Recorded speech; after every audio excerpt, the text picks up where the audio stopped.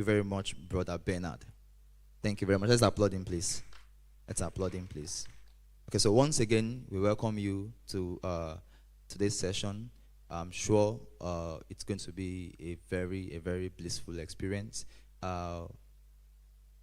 Standing on all existing protocols, please let's appreciate the chairman of LP35, Lagos Province 35 Empowerment Committee, Pastor Emeka Obiagu. Let's appreciate him. Let's appreciate him.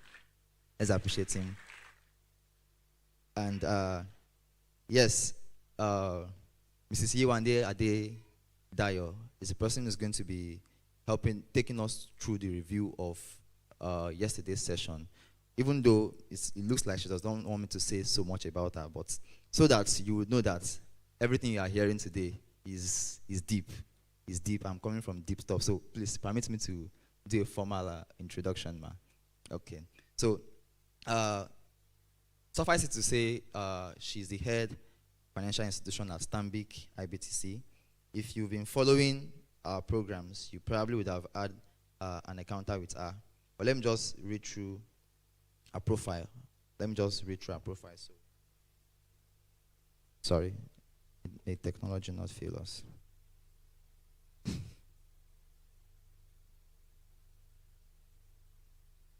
Okay, she's a focused and versatile financial service executive, deal originator, relationship manager, and leader. She has diverse cross-border international experience with Standard Bank Group, and over the past 20 years, she attained core competencies in corporate and investment banking, treasury, structured trade finance, and fund management. Her experience covers relationship management, sales, change management, deal structuring, and product management in international trade finance, cash and liquidity management, security services, and correspondent banking targeted towards multinational companies, local corporate and financial institutions. Working with global account managers in New York, Europe, Asia, and Africa, Mrs. Yewande is currently responsible for the coverage of financial institutions business within Stanbic IBTC, Bank's Corporate and Investment Banking Division, which has delivered growth and contributes significant revenues to the bottom line. Furthermore, she covers a broad base of financial institutions clients currently in Nigeria, with presence markets across 30 African markets and other international markets. With a standing ovation and a round of applause, let's welcome Mrs. Yetunde Ade Dayo.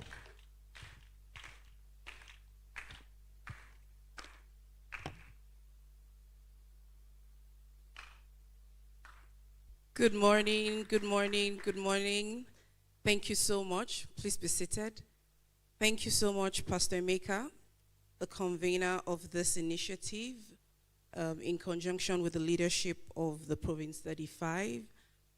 God bless you, sir, as you continue to empower souls and help them get ready for the journey. We pray that God himself will continue to bless you in Jesus' name.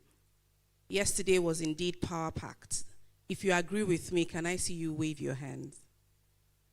Yesterday was power-packed, and we learned a lot. Even me, I took notes. Mrs. Amobi started the day with us, and she started with talking about the changing business landscape.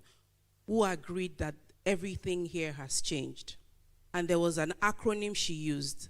We're going to do this in an interactive manner. What was the acronym she used? I'm going to call you my sister. What was the acronym she used yesterday? Yes, you were not there. Okay, who was there yesterday? What was the acronym she used? Thank you, please, my sister. No, she's raised her hand behind you. The acronym she used to describe the challenging environment.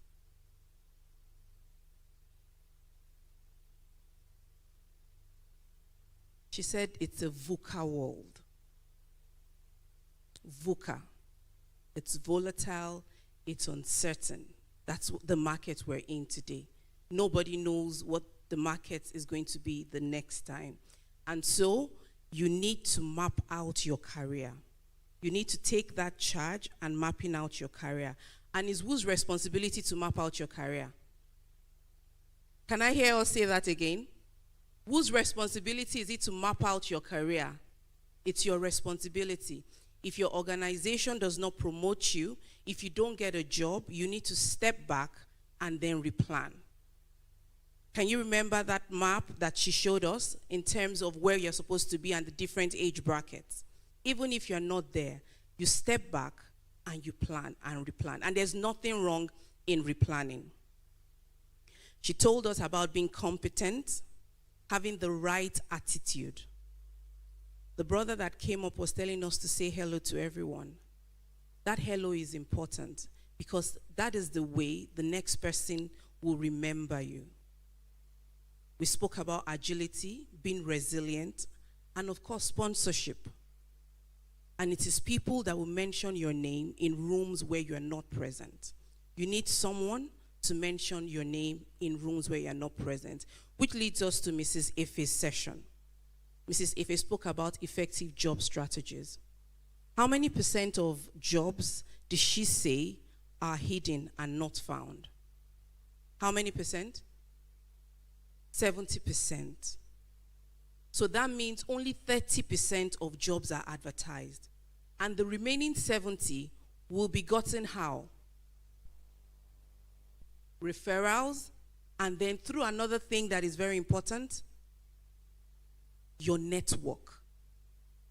Who are you spending time with? Where are you? If you want to be in a certain place, you need to be with people of like minds. So your network is very important because you need to be referred. So majority of jobs today, you'll be referred for it. I remember when I got this job that I am doing, I didn't do an interview.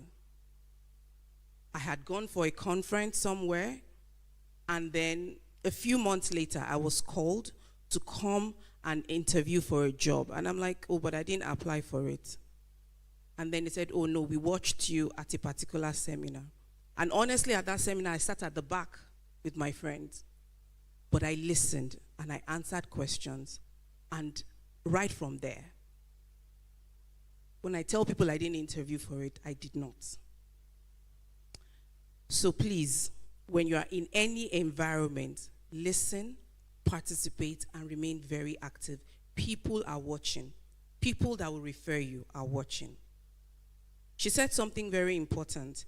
She said that you need to have an updated CV. You don't just throw your CV around. Don't throw your CV. Don't have the same CV for everything. You need to have a curated CV for different roles. And what that helps you do is ensure that in this particular role, this is the type of CV that I'm putting forward. So today, by the grace of God, we'll be having a review of some CVs with the people here. And then she said you need to upskill. Upskilling, be flexible and adaptable. If there is a particular role that you want to do and you're not yet there, it's not exactly what you want to do, upskill to be ready. Even if it means what? There's some key things she mentioned. Even if it means what? Volunteering. Even if it means you're not going to get paid for it, you should raise your hand and then do it. Then Pastor Ego came up talking about career transitioning strategies. And he said there's nothing wrong in moving. Nobody has tied our umbilical cord to any particular place. If you're working somewhere and it's not working, then it's time to move. He mentioned 3 things as things to note when it's time to move. Can I get people in the room to give me one of the first thing he said? Or any of the 3, not in any particular order. Yes, ma'am. When you are tired of the job, God bless you. And it's job dissatisfaction. When you are beginning to get tired, we're children of God. The Holy Spirit lives on our inside. And there is just something that connects outside to inside. So when you begin to feel that way, it's about time. What's another thing? Yes, sir. Fantastic. When the vision of the organization does not align with your personal values, with your strategies, then it's time. There is no way you are a round peg and then you want to fit yourself into a square hole. It's not going to work. So immediately you begin to see that it's not aligning, then it is time to move. And then the last thing he said, when you're working somewhere, the idea is to take is to grow. And once you do not see an opportunity for growth, then it's time to leave. And so you might be in a career today. Are you feeling that way? Then this session is for you. He spoke about the importance of being technologically savvy, even in this day and time. A lot of us may spend time on our technological devices, but then we were charged yesterday to channel our energy into the right place. Do not waste time. Learn something new, learn something different that you can use to advance yourself. Another key thing that he mentioned, he said, you need to set goals for yourself, smart goals. But then he mentioned smarter. We all know what the smart goals it is, right? Specific. Let's go specific.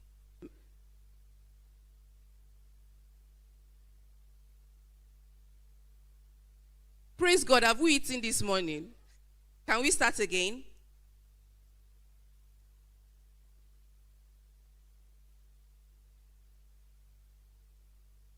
Thank you. But he mentioned two. He said two additional, smarter. So E and R. He said evaluate and reward. So you must always evaluate. Whatever target you have set for yourself, please ensure you evaluate it. It's when you evaluate it, you know if you are on track. And the minute you see you are not on track, you step back and you realign. My brothers and sisters, your career is your business. You are the CEO and you need to manage it that way. If you don't manage it, people will manage it for you. And people that are managing it would perhaps not have your best interest at heart. So you are the CEO of your own business, and it is your full responsibility to manage it as does. And then we went out into the breakout rooms. We had two very fantastic facilitators talk us through it. Pastor Ego, which I've mentioned, and the other lady, I can't remember her name now. Yes, Angel. So today, it's another session. I hope that by the grace of God, we will layer on all that we have learned yesterday. And after layering on it, then we will work with the experts that are here on ground today to help facilitate and ensure that our CVs are ready. We have some job recruiters here, and by the grace of God, we'll be having conversations with everyone to ensure that people are aligned. Thank you.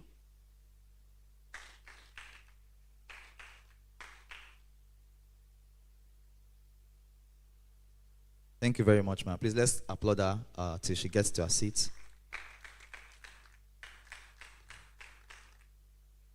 Thank you very much. So, what's in James 1:22? I know there are a lot of church people here. James 1:22. Anyone? James 1:22. Be doers.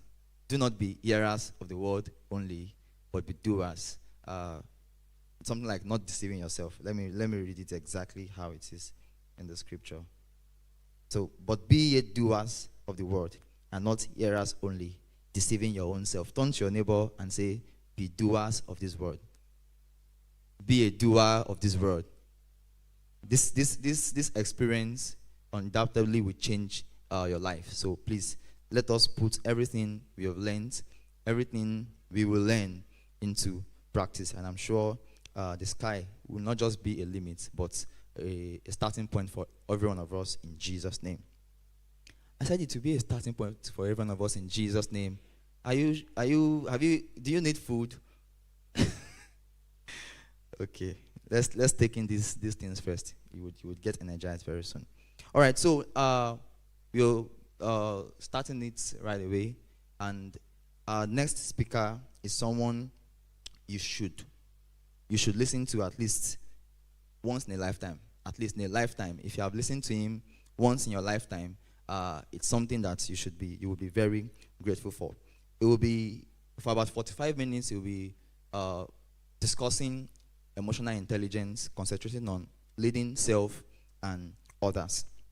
Now, he's a medical doctor, a neuroscientist and psychologist who has turned into a management consultant, an executive leadership coach, behavior therapist, peak performance trainer, transformational speaker, mental health advocate, and social entrepreneur. He has a background training in clinical medicine, lifestyle medicine, human psychology, organization psychology, life coaching, neuroscience, cognitive behavioral therapy, neurolinguistic programming, emotional intelligence applications, mindfulness practice, change management, performance management, strategic leadership, and management. He authored the best-selling books, From Stress to Wellness. That's one of the books. 40-Day Weight and Fitness Challenge. That's another book. Train Your Brain for Success. That's another book. And Train Your Brain for Happiness. And he's also the host of the free monthly Unstuck Hangout. Unstuck Hangout is a mindset, detox, and habit makeover mentoring community. He also hosts the Healing Conference and the annual Nigeria Workplace Culture Summit and Awards. He represents WPO USA in handling employee assistance program for 72 companies in Nigeria. He has facilitated learning, strategy, and team building sessions for over 120 companies and was the resident coach and therapist for sharing life issues on Inspiration FM, that's 92.3 FM, between 2017 and 2019, with a standing ovation and a round of applause. Please join me to make welcome Dr. Deji Osasono. Please keep clapping till he gets to the podium.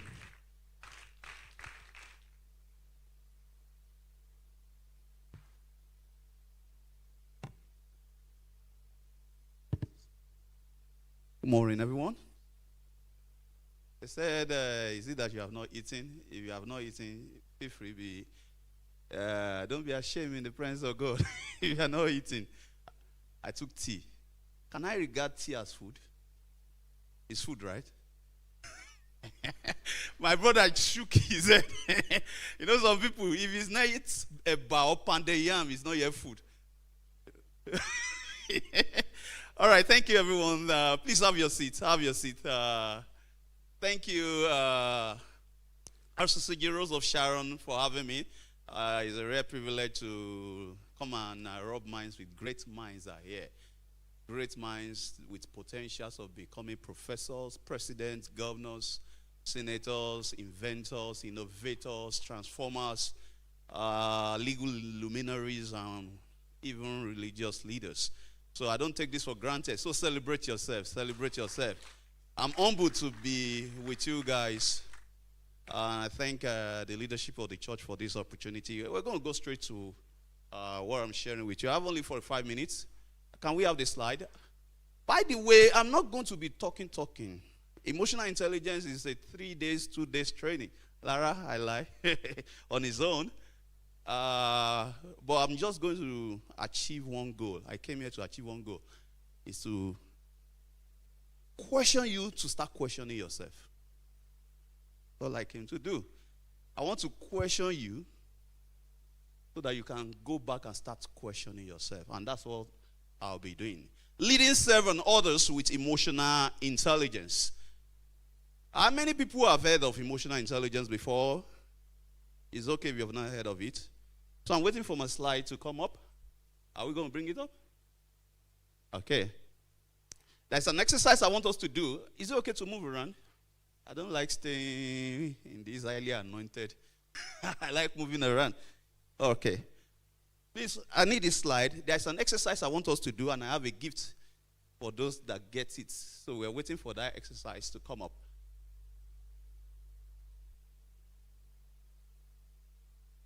All right. Yes, we just keep the exercise, then people will lose the opportunity of getting the gifts. I came with some gifts. How many people like gifts? Awoof. They say Awoof know the wrong belly now. What's happening with the slide?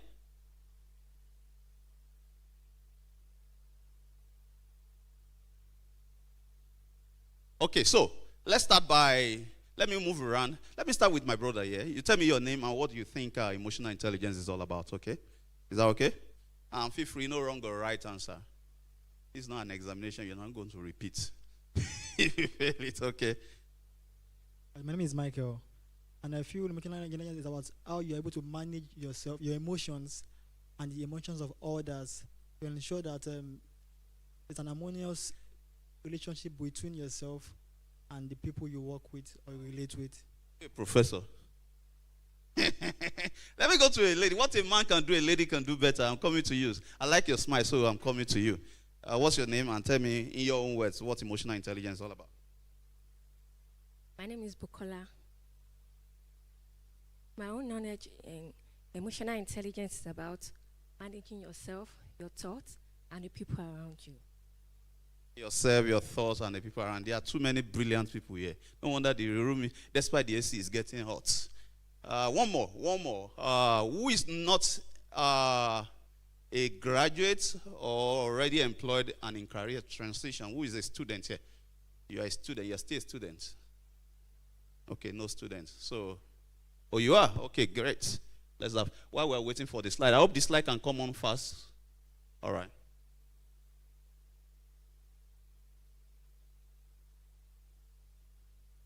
Good morning, everyone. I'm Chelsea.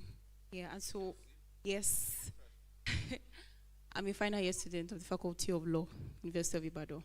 Yeah, so my knowledge about emotional intelligence is basically what they said. However, I would speak of mental health also. Yeah, and I believe emotional intelligence as a leader, in my perspective, is having to manage and balance the emotions, your emotions and the emotions of others, trying to strike a balance, trying to understand people and understand yourself also. Understand yourself. Thank you very much. So let me change the question quickly. Lead yourself and others with emotional intelligence. Then what then is leading? What's the meaning of leading? I think I will take one person from there and one person from here. What's leading to you? When you say you're leading, what does it mean? You are leading. When you are leading others or leading yourself, it simply means you have a place where you are going to, and you are thinking of how to get there, or you are coming with some people and you want to take them to a particular place. You're coming with some people and you want to take them. You're coming with some people, you want to take them to where you have in mind to get them to. So let me come to this side. Who can help us? Who will represent this constituency on what leading is all about? Just briefly. Leading. I understand that leading means to initiate an action. To initiate an action. Thank you. All right, let's have a. To my own understanding, leading it like you know, initiating an idea and, you know, for a team, a group of people achieving a particular purpose. Okay, thank you very much. Everybody tried. Let me have the first three people that helped us with emotional intelligence. Can you come forward? Come and take your gift. Some of my materials here. So I have From Stress to Wellness print copy. So it's over to you. Then I have From Stress to Wellness audio copy. That's helping you to lead yourself in managing stress. Where's the third person? I have Train Your Brain for Success. It's about behavioral patterns that sabotage people's success. That's print copy. Then there's somebody that, sir, please come. Then I have only 2 gifts left. Which of the 2 of you will volunteer to take it? The 2 of you that answered last on leading. Come. So this is the audio copy of Train Your Brain for Success. You're welcome. This one is on stress, anxiety, overcoming stress, anxiety, and depression. The 2 of you. Okay. Yeah, good sister. And they can share. All right. The slide is up. Can we move to the next slide? 2 slides ahead. There's an exercise I want us to quickly do. Move on, sir. Move on. Then move on. Yes, okay. Let's see how smart you guys are. Let's see how many people can get this done quickly. Let's see how many people can get this done. How smart you are. How many? How many? If you get it, raise your hand.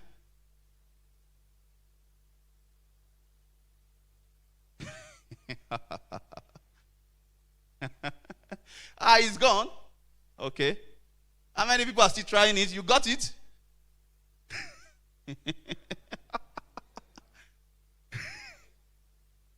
How long did it take you to see that it's 6 fingers, sir? It took you like 30-something seconds because I saw you trying frantically to get it done. And some people are still trying to get it done. You cannot get it. Drop your hand. I said you have 6 fingers. How many people have 6 fingers here? If you don't have 6 fingers, you cannot get it. But you know what just happened? I evoked emotions in you. I said, let's see how smart you are. Let's see how many people can get this done. So, emotion of anxiety to prove that you can compete and you can beat others. You are smarter. Then you wanted to express the degree of your smartness to prove a point. So I evoke emotions in you. And because I evoke emotions in you, even though you were looking at the image, you didn't see the 6 fingers initially. And you were not blind, though. You were not blind. But you didn't see the 6 fingers. You know why? Your feelings are evoked when there is a stimulation before your thinking brain catches up on it. I'll repeat. Your feelings are evoked by a stimulation before your thinking brain catches up on that stimulation. In other words, when there is something stimulating you, a deadline, a change in policy in the workplace, your plan is not going according to plan, or you were insulted that you are so daft, the signal will get to the part of your brain that evokes feelings. You will have feelings before the signal gets to the part of your thinking brain that can help you analyze and weigh your options. So what happened when you look at the image was the fact that the signal got to your emotional brain where feelings are evoked. And when feelings are evoked, it pushes you into action before the signal now got to your thinking brain that are now booted where and now helped you to see the 6 fingers. So some of you, it took you 20 seconds. Some of you, 30 seconds. Some of you, it took 45 seconds before the signal got to the thinking brain. And this is what happens in real life. When somebody said something, a boss says something nasty to you, your feelings are evoked and you start labeling yourself based on what they just said. You failed an exam and feelings are evoked, then you start describing your capacity based on the failure. I don't think I'm good at numbers. Anything number, jackpot. And that's why in life, as you are ascending in your career, you got to master how to handle your emotions. And that's what leading yourself and leading others with emotional intelligence is all about. Because emotions will play out in your actions before your thinking steps in. And if you don't know how to practice emotional intelligence, which we're just going to be looking at one of the competencies, you will be looking stupid in a lot of decisions and actions you will be taking. Just like you felt stupid. Not as an insult. But when you discover that, oh boy, okay, now 6 fingers. I don't get 6 fingers. Do you get the concept? And that's why, next slide please. The man that popularized the word or the name emotional intelligence, called Daniel Goleman, said this. Let me give you mic to one person to read for us quickly. I told you I'm not the only one doing all the talking. Let's have this, my sister here, quickly. Daniel Goleman was the one that popularized the term emotional intelligence. And this is what he has to say. Quickly. We are being judged by a new yardstick. Not just how smart we are, or by our training and expertise. Yes. But also how well we handle our emotions and others' emotions. So I know you guys are smart. Some of you finished with first class. Some of you finished with, you even have MBA already, MSc. But ask Clara, she's an HR head in an organization. Plenty first class. We are not underrating or relegating finishing with first class. I'm a medical doctor. By God's grace, I was among the best All right, I was on federal government scholarship all through. But life shocked me when I entered into the market world. I discovered that you got to humble yourself. You see the academic certificate first, appreciate it, but don't rest on your laurel. When it comes to the marketplace, what will make you accelerate fast is less about academic intelligence and more about, one, how you are able to regulate your emotions when the going gets tough, because life will get tough at a point. Life is not always easy, and you can't shy away from that reality. There will be times you will have a good boss. There will be times you not have a good boss, a nasty boss, a terrible boss, a brother-in-law to the devil, or a sister-in-law to the devil. It's the reality of life. I say you want me to be telling you lies. There will be time. So we just sent forth the core members that serve with us in my organization, my consulting firm. We sent them forth yesterday. And I love what one admin manager said to them as a parting word. She said to them, I really love it. It really touched me because it made real sense. She said, let me announce this to you so that you can get prepared. In Winbox, you have a CEO that is, in fact, over lenient. Even when he corrects you in love. But it doesn't mean the marketplace is always like that. The next job you will get, you may have that person that will correct you with sledgehammer. And it's the reality of life. We have organizations in this country where they will wash you down for the next 2 minutes. If care is not taken, you will not recover your confidence if you don't build your emotional regulation capacity.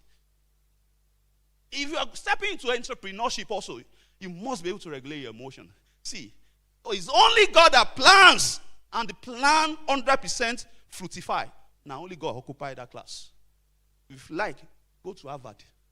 When you finish from Harvard, go to Oxford, to Stanford, then come to Lagos Business School, acquire all the knowledge.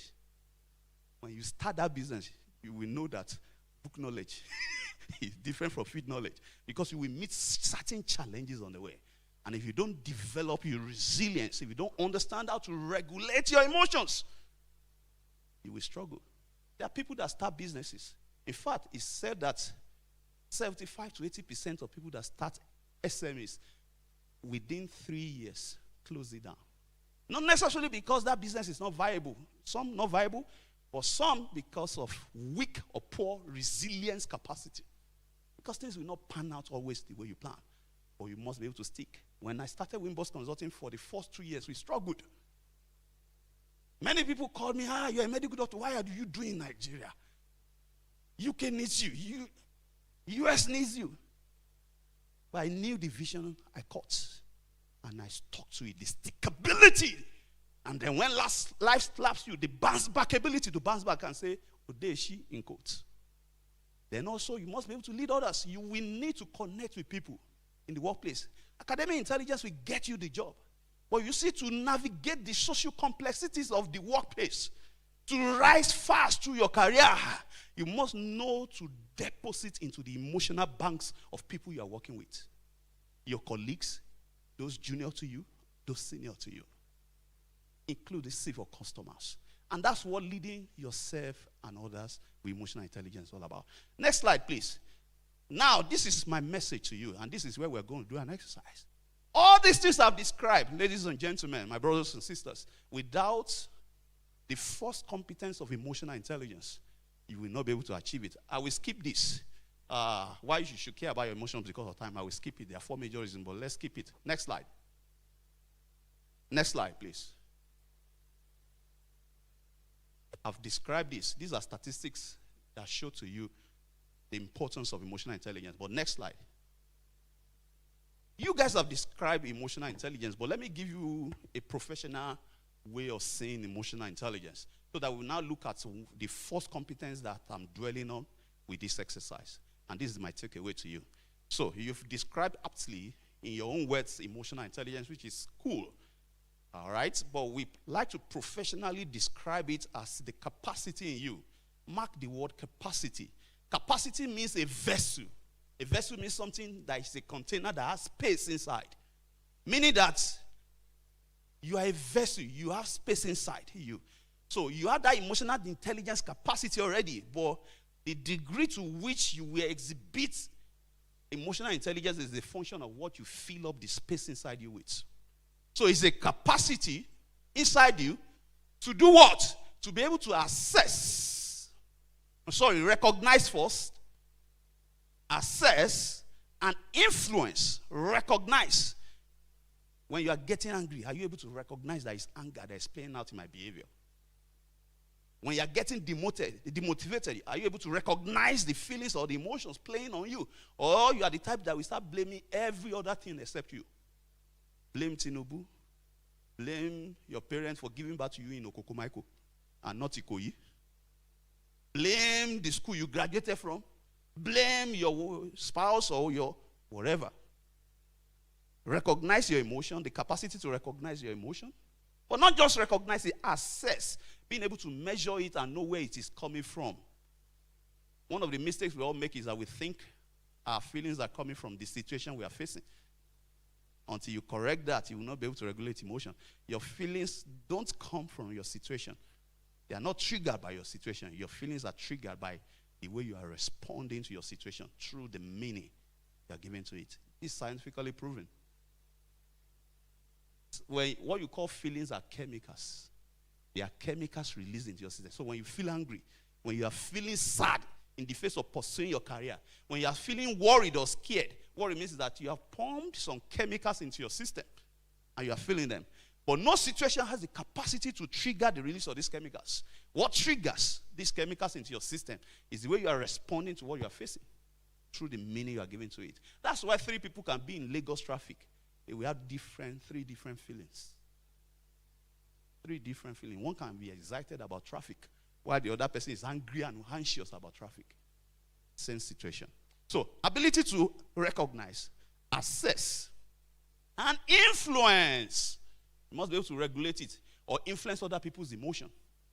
So, emotional intelligence is the capacity in you to recognize, assess, and influence your emotions.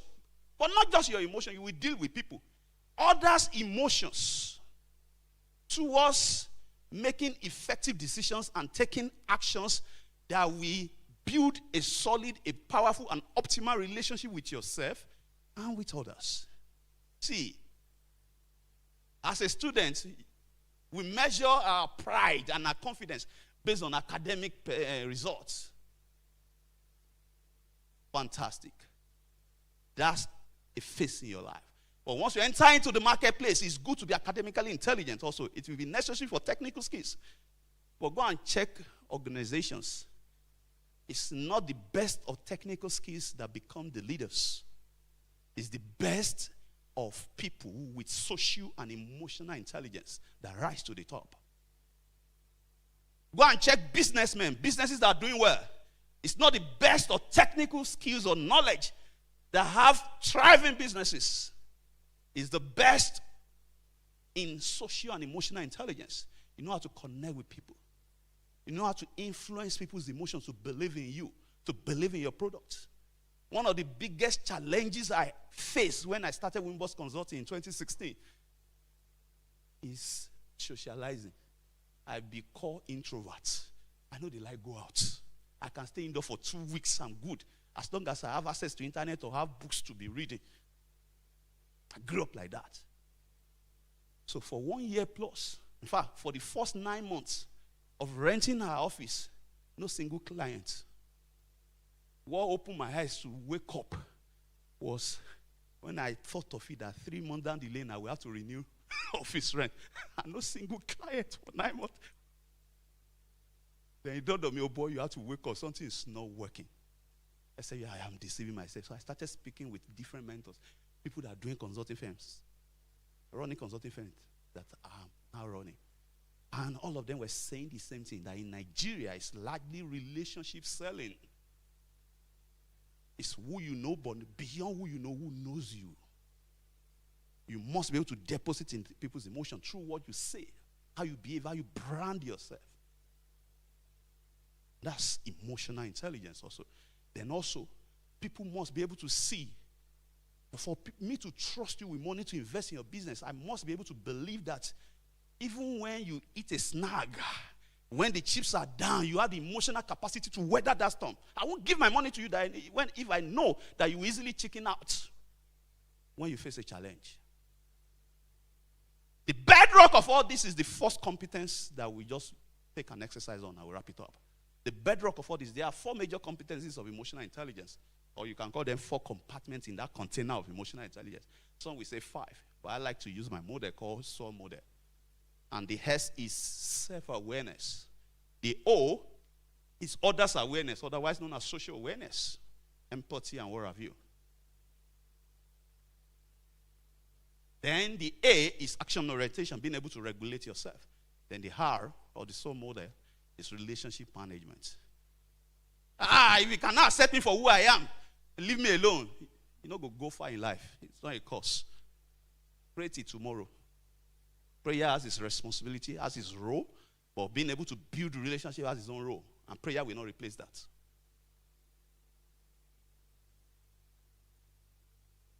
Now who I be, I talk anyhow from my childhood. You go suffer. Because you will burn a lot of bridges. God will not come down to do anything for you. He will use people. And if people that God has sent to you, you have used your words. I'm working with a young man now, a 31 years old, who is very talented in the business. I won't give the description of his business. Very talented. You can go on his Instagram page, see all his products. You know this guy is talented, creative, highly creative. But no customer, they stay. Because he gets angry easily and he says anything he wants to say. Your talent is not enough. So let's look at self-awareness. What is self-awareness? Self-awareness is being aware. Please, next slide. Is being aware at any point in time a behavior that is no longer serving you and is due for replacement. That's the way I like to summarize self-awareness. You want to hear it again? Self-awareness is the capacity to be aware, to recognize a behavior that is no longer serving you and is due for change. There are behaviors that you learned being a student. For example, some of you learned not to be accountable with money. Say, being a daddy and mommy, they send money. Don't be me, they work for them. When you start working, that behavior will not serve you, my brother. My sister, if you don't learn to put pen to paper on how much is coming in, the next month after your first salary, Sapa will slap you right, left, and center. You wake up. Except you still want to be a baby to your parents and be asking for money. At a phase in your life, you talk anyhow. But now you are in an organization with 600 staff, with 100 staff. There are those that are senior to you. You are the firstborn where you are coming from at home. But now you are working as the junior most staff. The behavior of doing things anyhow, or lording things over the people. Or you are Adauli Kwanu in your family, the first daughter. You are the mother hen of everybody in the workplace. That behavior will not serve you. Or else you will run into problem. And you may not get out of it in time. I don't like talking before public. Once there are more than 10, 15 people, it's too much of a crowd. And no situation force you out of that shell of yours. From secondary school to university or polytechnic, now you have entered the workplace. 2 things will happen to you if you still remain like that.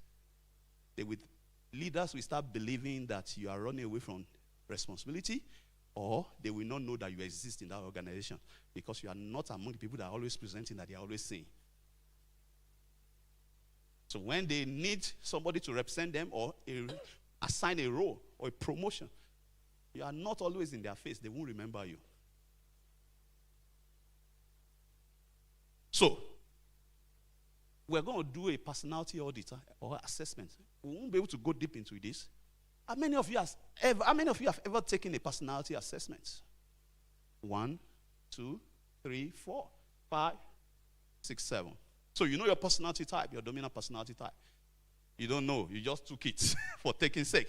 So I'm going to take you next slide, please, quickly. I improvise a way of taking personality assessment. Most people struggle to go online to answer 90-something questions, 70-something questions to know their dominant or main personality type. So next slide, please. So I improvise MBTI, the commonest form of personality assessment. So we're quickly going to do it under 6 minutes now for you to know your dominant personality type. But before we take this assessment, I need you to understand what it's all about.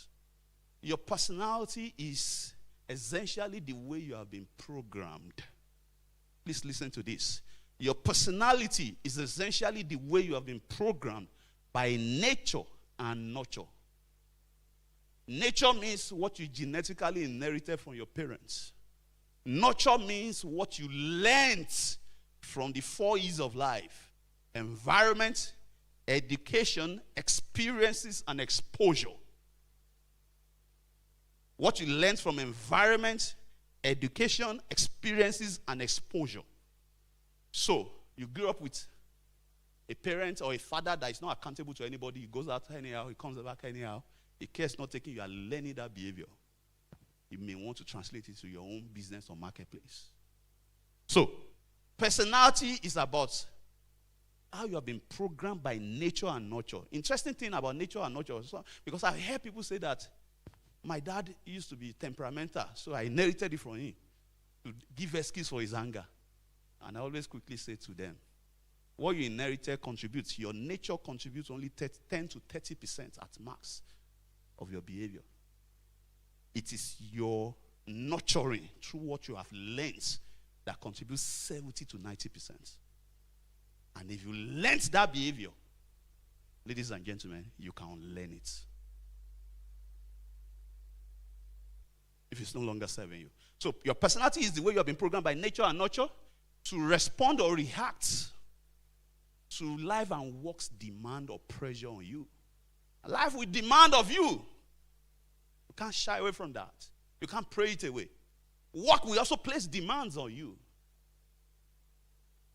However, are you aware of how you have been programmed by nature and nurture to respond or react to these demands and pressure that reveal your strengths and shortcomings? The way you're responding or reacting to life and work can reveal your strengths and your shortcomings or your weaknesses. Your strength that you are not aware of, that is meant to create opportunities for you, you will miss the opportunities. The shortcomings or weaknesses that you are not aware of to work on, we pose as barriers or threats to your progress. So, in this slide, look on the screen. Your personality constitutes 4 components or has 4 constituents.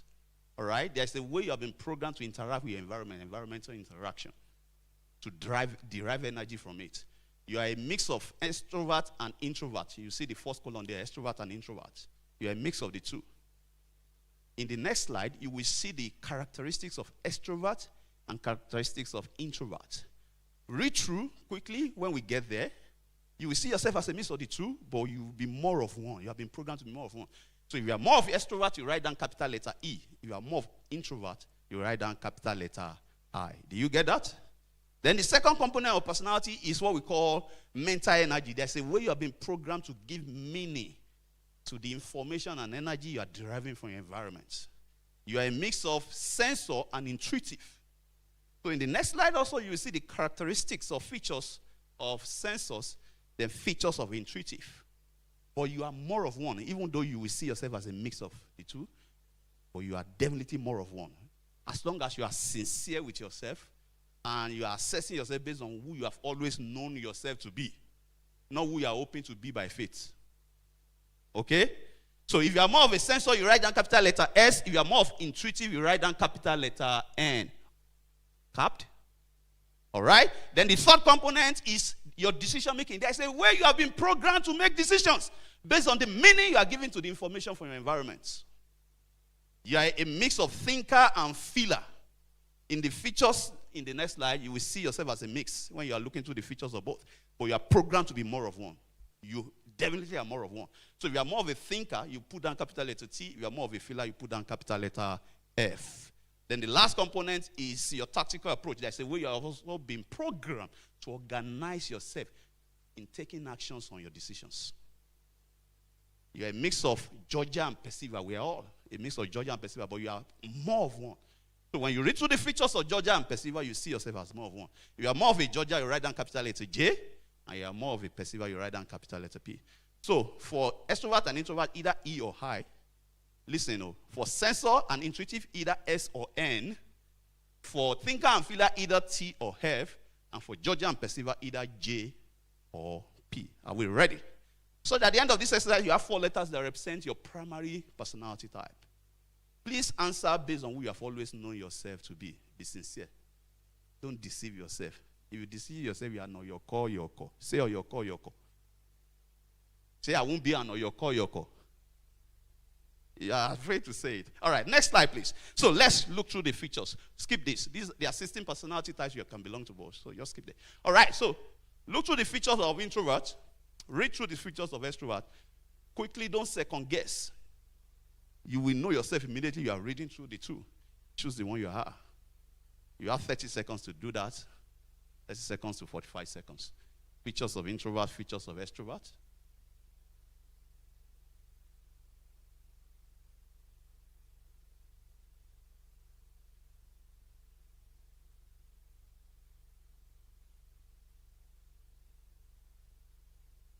Don't second guess yourself. Assess yourself based on who you have always known yourself to be. Not who you are hoping to be by faith, and you know you are men and women of faith. If you don't know where you are, how do you correctly navigate to where you are going? So let's focus on who you are now. Be sincere. Faith is not the denier of reality. It's based on the reality, you look at the fact and you say there is a superior truth that is superior to the fact. All right? But you don't deny the reality. All right? The second component of personality, sensor and intuitive. Read through the features of sensors and the features of intuitive. Then decide which one you are more of.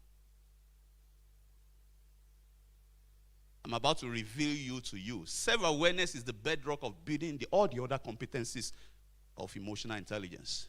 Without self-awareness, you can't build your emotion regulation capacity. Because you will not even be aware of the emotions driving your behavior.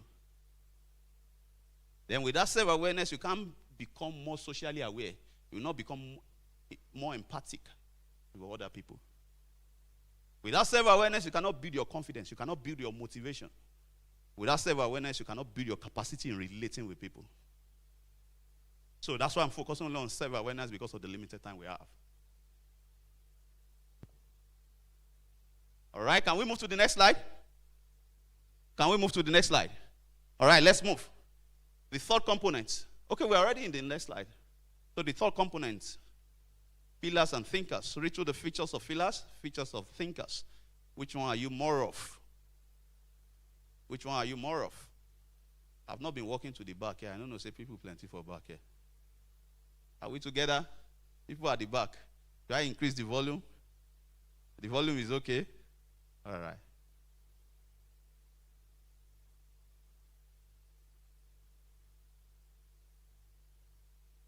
I told you I'm not here to talk. I'm here to question you so that you can go and question yourself. Every behavior is driven by an emotion or group of emotions. The way you behave in response to money is driven by emotion, largely. The way you behave in response to time, in response to taking feedback, in response to learning, in response to taking responsibility, in response to taking decisions, is largely driven by emotions. There are emotions, baggages that you are carrying from trauma you experience. And the way you are behaving is just a coping mechanism for those emotions. And until you resolve the emotion, learn to regulate the emotion, you won't be able to change the behavior. The fourth component, the last one, judges and perceivers. Quickly. How many of us are done? You have your 4 letters now, your main or primary or dominant personality type. How many of us are not done yet? Feel free. Okay, so you have 30 seconds to wrap up. 30 seconds. So, I will be showing you how each of these personality type, that is your program, it plays out in your life. To give you strength and to give you weaknesses. To explain why you succeed in some areas, you struggle in another area. So that you can go and think on how to change it. Because if you continue like that, you will keep facing that problem.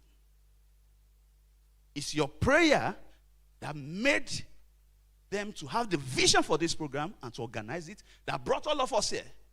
So a lot of times we pray for things and we just expect God to deliver it like that. No. A lot of times, prayer does not change your situation. It changes you to go and change your situation. And that's one of the reasons why you are here. This program is an answer to your prayer.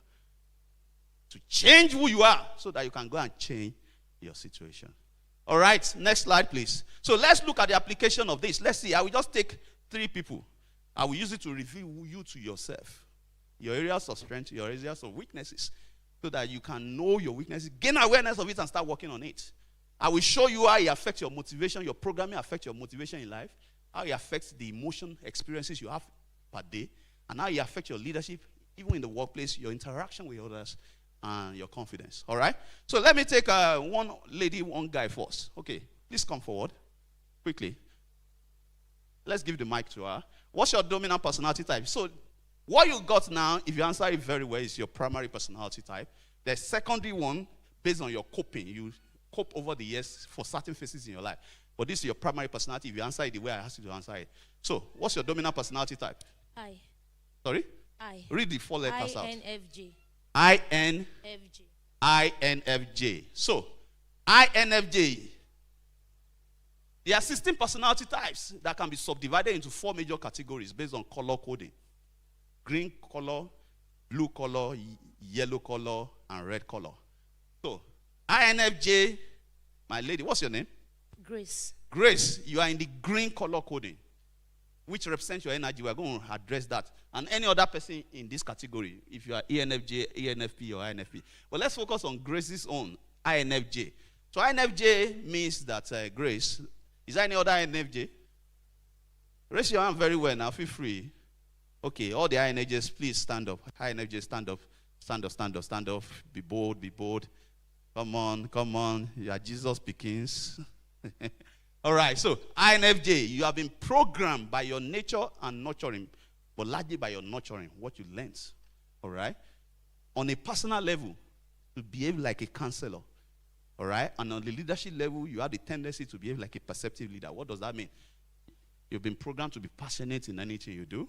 You've been programmed to be insightful, visionary. You seek meaning in all things. You want to understand what motivates people.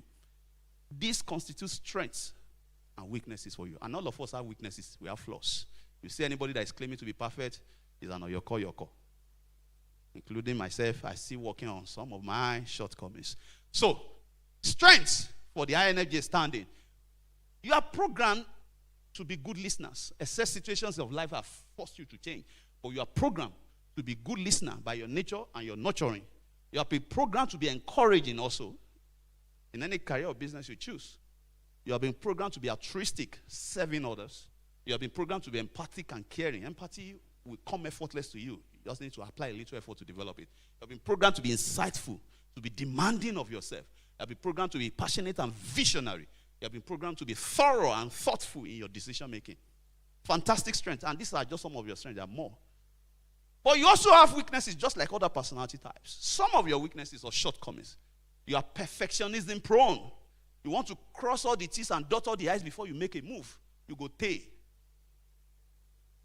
Because perfection is an illusion. So, one of the things you must use to address this weakness in your life, perhaps like an affirmation, write it on your fridge or anywhere. Progress is always better than perfection. You must keep saying that to yourself. Progress is always better than perfection. Don't wait for the perfect energy or perfect knowledge to take on that course or exam. Don't wait for the perfect time. Perfection is an illusion. Once your spirit says go ahead, take that launch. All right? Always remind yourself progress is better than perfection. You have also been programmed to be details obsessed. If they don't give you the details about a business, you don't want to start. Or if God does not give you all the details about the vision of your life, you are not yet sure. God doesn't give all the details because your brain, human mind cannot conceive or even undo all the details at the level you are. There are some other details that is when you take one step forward, 2 steps, that you start catching it as you are taking steps. So don't be details obsessed. Then you are also being programmed to be burnout prone because you do a lot of overthinking in your head. By programming, you will be prone to burnout by the time you start working. If you don't learn to unlearn How you have been programmed. You also been programmed to be sensitive to criticism. See, ladies and gentlemen, you can't avoid criticism. You may be lucky to meet some leaders that have mastered how to turn criticism to constructive feedback in the workplace.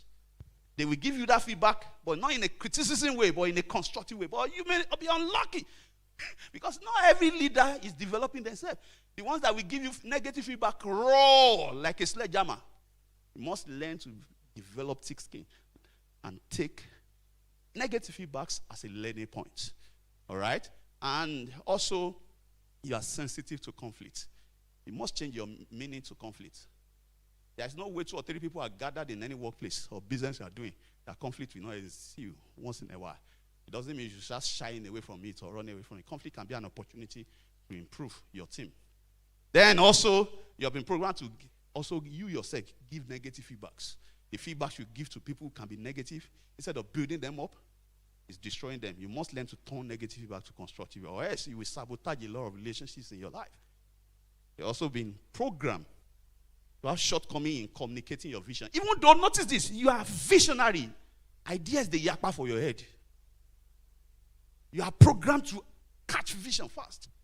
But your problem, if you have not started developing yourself, communicating that vision with others, because any vision you have for a business, for anything, it's not only you that will run it.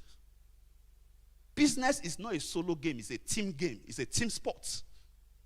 And if you don't know how to communicate that vision so that people will catch it like you and run with you, you will struggle. So you must learn how to communicate your vision, and you also must learn how to accelerate your decision making. Slow decision making is a shortcoming for your personality type. For certain situations, it may be okay. But there's some situations you have to make speedy decisions. Speedy decisions. For example, you need to innovate on a product. And it's obvious that people are shifting away already to something else. But because you're a slow decision maker, you want to be half of the details. You want to be 100% sure. Other competitors will take over the large chunk of the industry before you realize. Does this speak to you? All right, let's quickly see what your color means. Next slide, please. Don't worry if I don't touch your personality type. You will have access to this table so that you can go and study it on your own. Next slide, please. Go to the next slide. 3 slides from here. Let me quickly show them how you are programmed to be fired up. Just keep going, sir. Keep going. I will skip this. Yeah, next one. Yes, this motivation personality. Your programming also influences the way you are driven. You are gingered. And that's why what motivates my brother here may not motivate you. Don't, in Yoruba, they say, don't ma fi agwala go sare, abi, or shishe, or something like that. Don't use other people's time to run your own race. We are wired differently. So look at this. No, the slide before. The motivation personality, the slide before, yes. We are all fired up or driven by programming with these 4 factors: reasons, results, relationship, and rewards. Fire us up to different dimensions. We are all a mix of these 4 factors. However, based on our programming, with what we have inherited and what we learned over the years largely, you have been more driven. You have been programmed to be more driven by one of these 4. So remember your color coding for your personality, right? Was it green energy? People that are in green energy, look at the green energy. Look at what is on the outside. You are largely driven by relationship. So no matter how you capture the vision, that's why a lot of people in your personality category, they are, upon all the ideas and vision I have, they are not panning out. And I'm praying. It's good to be visionary, but you must be able to communicate it. And you have a weakness in that area by programming yourself. You have started working on yourself. And interestingly, you are largely fired up by relationship. How you are connecting with people, who you are working with, how others are relating with you. Meaning that for your personality type, it's an abomination not to learn how to relate and communicate. You will struggle with motivation, not because. For those of you that are red energy, since you are seeing your personality types, I think I will stop here. My time is up. For those of you that are red energy based on your personality type, please, you can sit down. A round of applause for them. I won't be able to touch any other personality type again. I will just quickly run through that. For those of you that are red energy, if you are seeing your category of personality type, You are largely driven by results. You are largely fired up by results. You must be able to capture in clear terms what the outcome of this thing you are trying to do, this career I'm choosing, this business I'm venturing into. What's the clear picture of how the outcome or the ending will look like? That's when your subconscious mind will wake up, the giant in you. For those of you that are blue energy like me, my personality type is dominant one is INTP. So I belong to blue energy. You are largely fired up by why, the reasons. No matter how they paint the picture of how much is in it for you. Or the outcome. If they don't sell the reason to you, or you don't convince yourself by the objectives or the reasons or the why, we discover that you are struggling with motivation. Blue energy. Then yellow energy are largely driven by rewards. What's the need for them? And it's not wrong. Their programming is not wrong. And this is what I will leave you with. Even though you now have a bit of awareness, you go and read more on it, all right? Even though you now have a bit of awareness, remember I said self-awareness is the bedrock for all the competencies of emotional intelligence. Even though you know your primary or dominant personality type now, please note this in your subconscious and conscious mind. You are not condemned to that personality type forever. There are phases in your life that your dominant personality type will work for. But there is a phase in your life that you have to become a Roman unto the Romans. If you get what I'm saying. I'm primarily an introvert. But when I switch from career to business, I realized that if I stay in that shell of being introverted, I go suffer. Despite all the knowledge. I mean, I was in Nigeria Air Force as an emergency physician. Then I switched career, went to do some courses in psychology and neuroscience. Came back, did internship across about 4 consulting firms. Then started my own in 2016. And for 9 months, with all the knowledge I carry, a proposal, in fact, at a point, I had only one staff, part-time staff in 2016. We collated, Lara knows the story. We collated companies, about 168 companies in Lagos. Did proposal, put their address, got Green Logistic Consult to help us deliver to them. Only 7 responded. The proposal get load inside of solutions. Only 7 responded. And out of the 7, only 3 gave us listening here. Out of the 3, the 2 of them were just on the phone. Only 1 invited us to their office. That's Exelon Capital in VI. And they said you have only 30 minutes. But fortunately for them, by the time they started listening, 30 minutes turned to 2 hours. Then the CEO magnanimously gave us a check of 20,000 naira in appreciation. But he gave me a feedback. Oh boy, what you carry is for policemen. Permit me, pardon me. But in the business world, it's who know you and who knows you. You have to build your relationship bank. And here was I know the social, I know like him.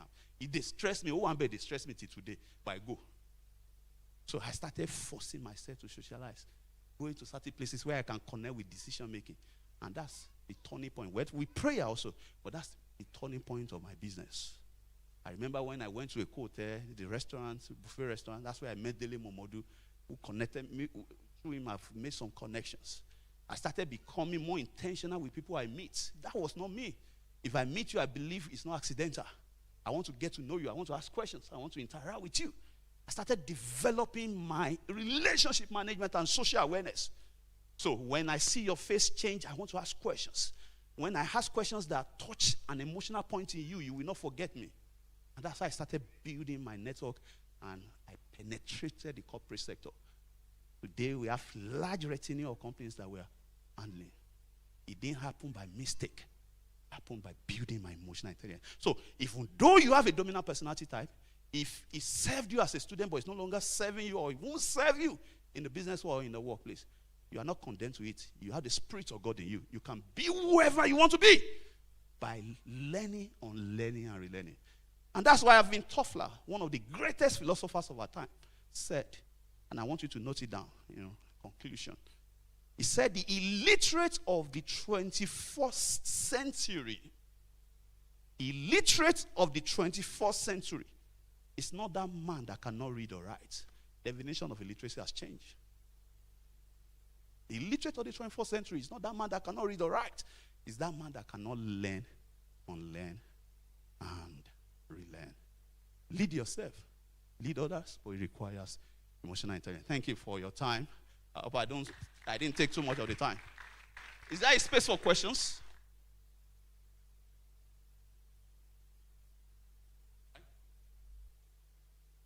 Any question quickly? I know I didn't do justice to the personality type. You will get the slide, go and digest it. Study yourself. See yourself on paper. Don't be shy with yourself. Abi you dey shy with your own nakedness. You are alone in the bedroom. That's the first step to take. Any question quickly, please? Okay, one. Any other one? There's a man representing the men's constituency. Women, who is representing your constituency? You ask a question for them. Okay, quickly. So let's start with the man. Sorry, ladies first, but because she's Oga, so let's start with the man. Good morning, sir. My name is Adeoma Didion. And my question is it possible for someone like this INF, those ones you gave us, is it possible for someone to be in two categories? So your dominant personality, thank you for the question. Your dominant personality is one. If you answer the question, you assess yourself based on who you have always known yourself to be. Not who, by a particular role in the workplace, is forcing you to be now, or who you are hoping to be by fate. All right? So if you answer that, that's your primary personality type. But we all have secondary also. But the essence of this exercise for today is to build your self-awareness of how your programming, where you are coming from, your nature and nurture, as I explained earlier, has programmed you to have strengths and weaknesses in different facets of living. All right? So forget about secondary personality type for now in this particular class. It's about the primary one that I want you to gain awareness of, because a lot of us, what we do is that when our weaknesses start posing as threats and obstacles to our progress, we start playing the blame game card. Blame your father for giving birth to you in Oworonshoki instead of Ikoyi. You blame the country for the economic mess. You blame every other person except yourself. And it takes two to tango. The economy may be bad, but there's a role you also play. If you are deceiving yourself, continue. Nobody will force you. Life will force you very soon to change your mindset. All right? Do you get it? All right. Over to Oga Madam. Thank you so much, Dr. Osas, for that amazing session. Thank you. Now, I was sitting and I was reflecting, and I want to ask my question based on my interaction with a lot of young people. It's in two folds, and it's helping them to bring this, to link it and bring it to life. First and foremost, the first question is, a lot of times when people go for interviews, they get asked the question, tell me about yourself. And as HR professionals, a lot of people don't answer that question well. It's the responses are usually based on their name, their class of degree, their course of study, their ethnic group, and the likes. So how does this knowledge of leading self and emotional intelligence and self-awareness help people in communicating their personality, in answering that question during an interview? That's first. Please put on the slide. I want to show you something. Yes. Put on the slide. Take it to the blue energy. The slide of the blue energy. Go backward to the where we have the blue one. So that's the first part of my question. The second part of my question speaks to career mapping, which is the whole objective and the theme for this program, self-awareness. What is the role of understanding your personality in designing, in fashioning your career for yourself? Because a lot of times people say, oh, I can't talk, I can't do marketing. Or there's a particular kind of job I want, but because of my personality, I don't think I can take that role. So what is the role of self-awareness in mapping your career? Thank you. Thank you very much. Thank you, Lara, for that awesome question. We help you to learn better. So I thought the ladies will give her a round of applause. She represented you, ladies. All right. So I will start from the second question. Your programming influences where you effortlessly flow in career, no doubt. Your programming. The way you have been programmed by nature and nurture. For example, I always tell my staff, and most of my friends know this, right from school days. I don't understand what they call social butterfly, because you want to speak before the public, something will be rumbling in your stomach, you'll be shaking as if the ground should open. I never understood that because I don't experience it. I'm wired for public stage. It comes effortlessly for me. I'm a son of a pastor. Both parents are pastor, head of a denomination. And there was a time my dad traveled. I was barely 12 going to 13, between 12 and 13. I remember I was GSS3. I think I was 12, just clocked 12. And from the national headquarters, my dad received an emergency call and I had to leave. And it was that Sunday morning. Then I approached my mom. I said, Mommy, since Daddy will not be around, who will now preach? Can I preach? And my mom looked at me, but she knew me well. Because I kept on disturbing her. Then she said, it's not my decision to take. When we get to church, you will speak to the head of deacon. She thought I would chicken out. And we got to the church. I said, Mommy, let's go to the head of deacon. I went there and I said, Sir, since Daddy is not around, can I preach? I said, Conversations ensued, and they said, okay, come to the diaconate room. Let's hear what you want to preach about. And under 5 minutes, they said I should stop. That you join us on the stage. And I preached to a congregation of 1,600 people, a 12. That's who I am. I don't know. Wake me up now, I can say. But that's my wiring. It's not everybody that is wired that way. However, even though I'm naturally gifted in speaking in the public, but you see, socializing was a weakness for me. So I knew that I have problem with sales. And I had to consciously work on myself. Unlike my middle younger brother, that guy can sell anything. He can even sell your own urine to you. And you will pay luxury, like a luxury for it. But I'm wired for it. Now, this is where I'm going. When you are aware of how you have been programmed, it helps you to avoid trial and error. Like, people do a lot of trial and error with their career.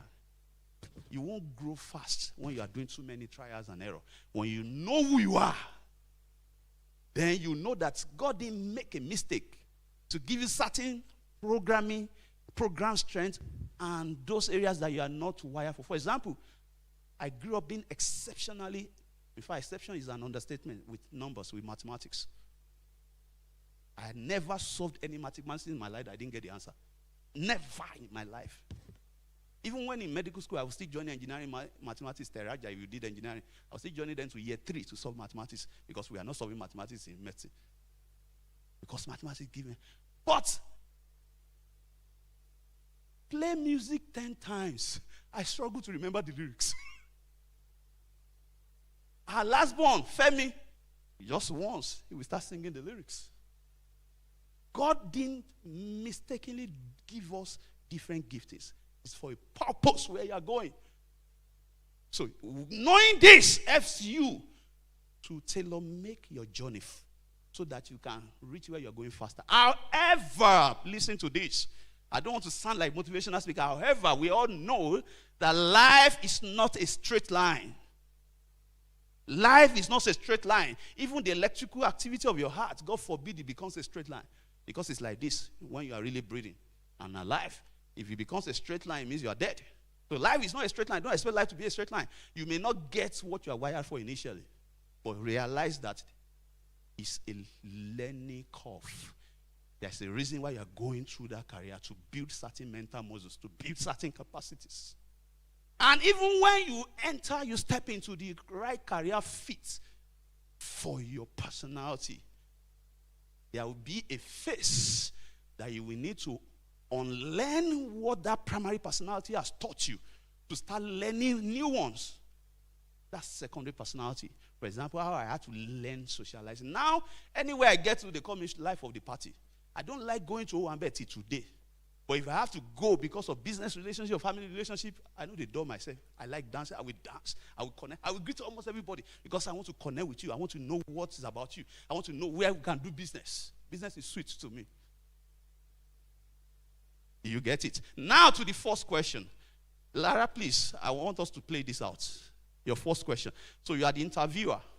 So ask me that question and watch how I will respond to that interview. And it's true what she said. I mean, we're interviewing some people now for a particular role in my office. And there was a guy over the phone. I asked, tell me about yourself. He said, my name is so-so-so and so. I went to so-so-so school. I graduated with this, and that. I'm from a family of... Allowing him to finish his ranting. I said, you have not told me about yourself. You have only told me about your family. Fortunately, you don't have the time. I said, go and write it. Send it through the HR. You have the time. Listen, watch this. You are the interviewer. Hello, how are you? Oh, good morning, ma'am. You're welcome. Thank you, ma'am. Welcome to our reputable organization. Thank you for We're having me. glad to have you today. I Now, we've appreciate looked it. through your CV and we found your CV very interesting. I would like to get to know you. On this panel, I have myself and a couple of my other colleagues. So the assumption is that I introduce everyone Yes. on the panel. Okay, so let's get straight to the interview session. Okay, thank you very much, ma'am, for finding me worthy to be interviewed on this job. So, as you've seen my name is Dejo Sasana. However, to introduce myself and tell you more about myself, please watch this. Remember I said I'm INTP. Remember? Look at INTP there. Just look at the description and see what I will describe about myself. So, over the years, based on the educational skills I acquired and the experiences I've had, I've discovered that I'm a strategic visionary man. I come up with a lot of visions that even others are not seeing. However, even though I come up with a lot of visions, even though I flow effortlessly in catching vision or creating vision for any project, even the most little task, I struggle with working with team because my pace is faster than most people. Over the years, I've learned to force myself to accommodate others, including the slow decision thinking, and this has really helped me in collaboration and in also fine-tuning my vision. I'm also very, very, very strategic with critical thinking in spotting errors, such that when I'm leading or managing people in my previous workplace, or when I was in university as the head of my fellowship, working with some other executives, I don't micromanage. I don't believe in getting in your face when you have to do a task. But because I'm strategic with critical thinking, I'm very gifted with logical thinking, I'm able to quickly spot errors so that before you fall into the pit, I step in. And this, I believe, is one of my best strengths that I'm bringing to any organization. I'm also very, very, very creative. I know how to adapt solutions to problems. In fact, carve out a solution from a problem that people don't even realize is a problem yet. However, not to sound as being perfect, I know that I struggle with being explosive, even though I don't get temperamental easily. In working with people, I don't get angry easily. But one thing I've observed over the years is that the emotions pile up over the period. I am not quick to anger, but the day you push me to the wall, I can be explosive, which has forced me to start learning how to regulate emotion, and I've improved on that over the years. And I believe this is a strong value I'm bringing to your team and organization. You I am. Of course. Get it? If you are just saying that I finished with mechanical engineering, there are 10,000, even 100,000 that finished with mechanical engineering. Tell us your name. What thing we won't take your name do? You just use your name to introduce yourself. But the real you is who you are by programming. But you must be able to adapt it to how it will bring value to the organization. And in selling who you are, please don't focus on your strength alone. It's a lie. Nobody is perfect. Acknowledge your... When I was acknowledging my shortcoming and I have worked on it, how did it make you feel as my interviewer? Sorry, sir. It made me feel It made her believe that I'm highly self-aware. self-aware. And we need employees that are highly self-aware in the organizations. Sir, you wanted to say something? Oh, a question. Okay, sir. Yes, please. We have the time permission. Sorry, just 60 seconds. Okay. So, I struggle with this, and when you're talking about being introverted, I am introverted, but I'm able to... We are the same family. Yes, but if you push me, I'm able to relate. And people find it difficult to see that I'm introverted. In the career, there's an understanding, and when you get to the peak, you need to intentionally socialize. I'm struggling with that. I will not socialize except it's extremely necessary. So except you invite me, my MD invites me to his house, why will I go there? But other people believe that they have to strategically go there. Hey, Leo, say, well, okay, she need do me, conquer. And I am struggling. Must I do that? Now, if you call me, I will go. But if you don't call me, those rumors. They said MD is about to paint his house. Let us pass. Why will I pass? What do you think? All right, so, sir, let me ask you a question to answer your question, sir. And thank you for this question. It will help them to learn as we wrap it up. Have you ever taken 360 leadership assessment? Not really. Okay, so a lot of times, the reason why we struggle with what God is orchestrating as a pointer to the next direction in our life is because we are in our own head believing that it's not really an issue. But if you can do a 360 leadership assessment, what's 360 feedback assessment? For organizations, Lara's organization has done it before. Remember we did for all your senior managers and co. Is an assessment in which across certain skills, sometimes 12 skills, leadership and management skills, behavioral skills, so that your colleagues, it's like a cross, 360, a cross. Somebody superior to you should assess you across those competencies. Then somebody at your own level, or people working at your own level as your contemporary or your colleagues should assess you. Then people subordinate to you should assess you. Then you should now assess yourself. You are the center of the cross. You should now assess yourself across those 12 competencies. Then you compare your assessment of those 12 competencies to the competencies assessment of the superior, of your colleague, and of the people inferior to you. When you see the grade and the sharp differences, then you know the branding, the perception people have of you. And it's a pointer to you that even though you don't think it matters, but it matters to others. And like I said, business is not a solo sport. It's a team sport. You cannot do it alone. And as long as it's going to be a team sport, you've got to understand how to work with people and factor in their perception and emotions into your decisions and action. I'll take that assessment. Thank you. All right. Thank you very much, everybody. Thank you for your time. Please, let's keep clapping. Let's keep clapping. Let's keep clapping. Let's keep clapping. Dr. Osasona has done a very good job. Do you agree with me? Do you agree that he has done a very good job? Please, let's applaud him once again. Let's applaud him once again.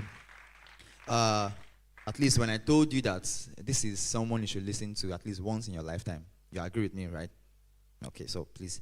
But James 1:22. What is in James 1:22? Let's recite it again. James 1:22. Be ye doers of the word, and not hearers only, deceiving your own self. Turn to your neighbor and say, be ye doers of the word, not hearers only. Don't deceive yourself. Thank you very much. Thank you very much. All right, our time is running very fast. I pray we get the grace to catch up. But I'm sure you are enjoying this meeting, right? Okay. So next on our agenda is discussions on career positioning. We want to discuss how you can enhance your employability skills. There are 4 organizations with us. Please, do we have a representative from New Horizon? Just wave to me. Representative from New Horizon. Okay, thank you very much. Representative from LSETF, Lagos State Employment Trust Fund. Just wave to me. Okay, thank you very much. Bay Learning. Bay Learning, do you have, okay. And Liberty Assurance. All right, we are good to go. We are good to go. So over the next about 40 minutes, each of these companies will be addressing us. The goal of this session is to teach us how to enhance employability skills. And I'm sure it's also something that it's something you should hear at least once in a career time, in your career lifetime, if that's a word I can use. So how should we do it? Would you all come? Okay, maybe all your representatives, please come to the front so we don't have to waste time in handing over to each other. Representative from New Horizon, LSCTF, Bay Learning, and Liberty Assurance. Let's applaud them as they come forward. Let's applaud them as they come forward. So, can you please use that front row? Let's keep applauding them. Let's keep applauding them. All right, so we'll go in this order. New Horizon will come first. Afterward, LSETF, followed by Bay Learning, and last but not the least, Liberty Assurance. So please, with a round of applause, let's welcome New Horizon Company.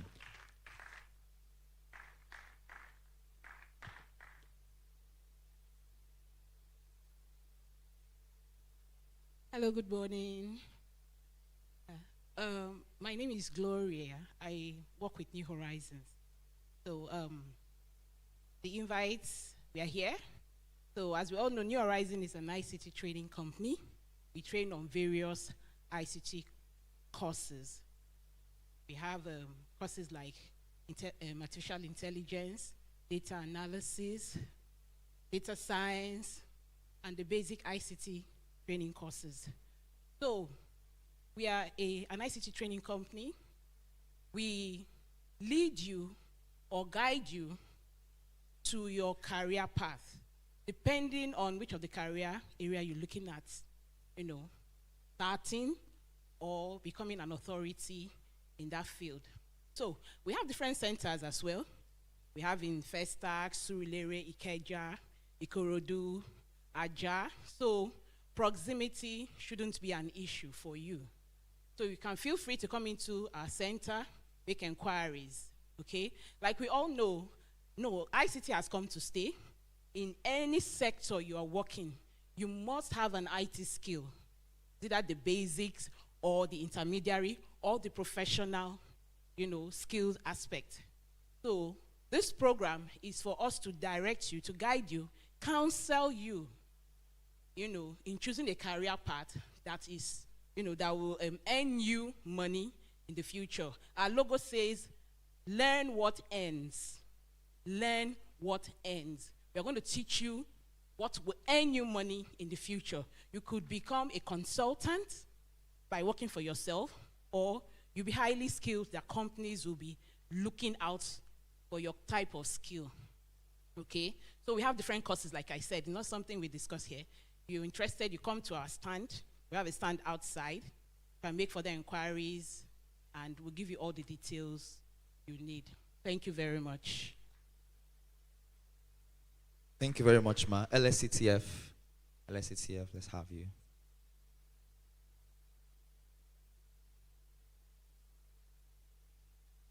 Good morning, everyone.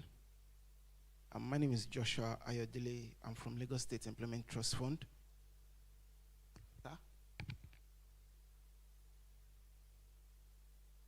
So I'm from Lagos State Employment Trust Fund. We do a lot of services at Lagos State Employment Trust Fund. We were founded in 2017 by the Lagos State Act to help reduce the unemployment status rate, the unemployment rate in Lagos State. And how have we been able to do that to an extent?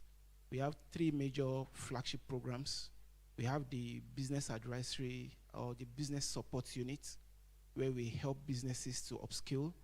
We hold master classes, we hold business support programs, we hold business clinics, legal regulatory clinics for business owners in helping them to upskill their business. And while upscaling their business, they employ more people and reduce the unemployment rate. The second thing we do is to bring out access to finance for business owners. And I'm sure that's not majorly what we are here to speak about. We have different loan programs for all businesses in Lagos State, ranging from startup to microenterprise and SMEs. And we also have grant programs that we have embarked upon. Now, the third thing that we've been doing is our employability programs. In our employability programs, we've been doing a lot of skills training, either hard skills or soft skills, for all residents of Lagos State between the ages of 18 to 35, even to 42, in which you can come in to learn different skills in which you are interested in learning. Either you want to become employable or you want to become an employer of labor. And we've had so many impacts in different sectors, like the creative sector, the hospitality sector, the construction sector, technology, and even in renewable energy. And the courses range from HVAC, electrical engineering, refrigeration and AC, fashion designing, makeup, and what do the ladies call hair making? Yeah, hair making, and so many other courses that have been learnt. And on the soft skills, we have various soft skills on our learning portal, e-learning portal that you can go in. Soft skills like emotional intelligence. We have IT skills that can be learnt, and these skills are free. all these trainings are free, and we've been able to partner with different organizations. We've partnered with USADF, we're in partnership with UNDP, we're also in partnership with GIZ, and we currently have 700 plus training centers that we've partnered with all over Lagos State, in which if you're interested in learning a particular skill or a trade, we'll just pipeline you to that training center. Training center will be in charge of you for about a month or two thereabouts to complete your training. And also note, the training is free. The Lagos State government and our development partners are the ones paying for the training fee cost. So if you have further inquiries, I and my colleague will be outside to take more of your questions. Thank you very much. God bless you. Thank you very much. Bay Learning. Bay Learning. Thank you.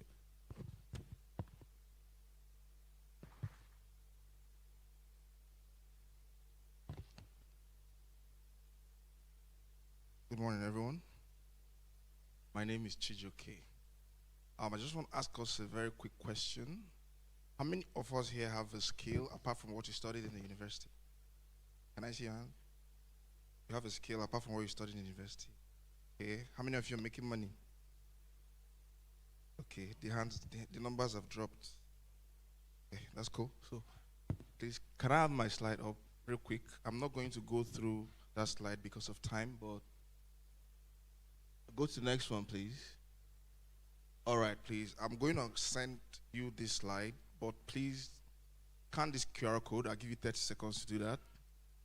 Scan the QR code, put in your email address and just a few details in there, and we'll have this sent to your email. I'll wait for 30 seconds for us to do that.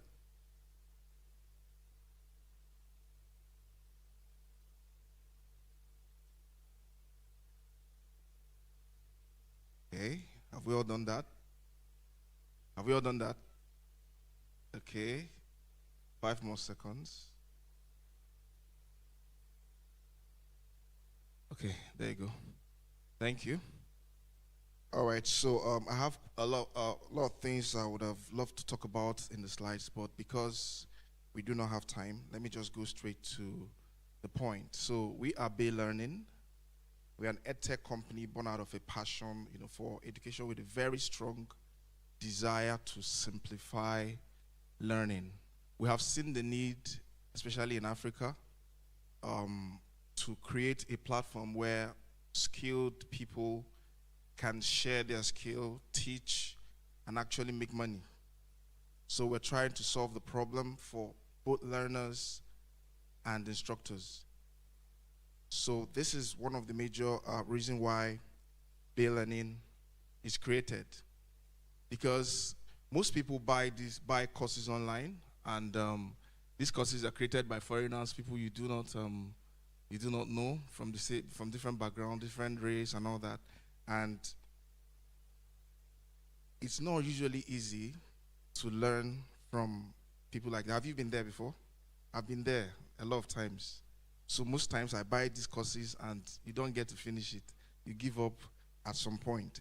So these are one of the problems we are solving in Africa, but starting from Nigeria. We are domiciled here in Nigeria, and we have our office here in Lagos. So what we offer is accessible and affordable learning platform for everybody, where you can come and learn any kind of skill, ranging from tech skill to management skill, any kind of skill, you can name it.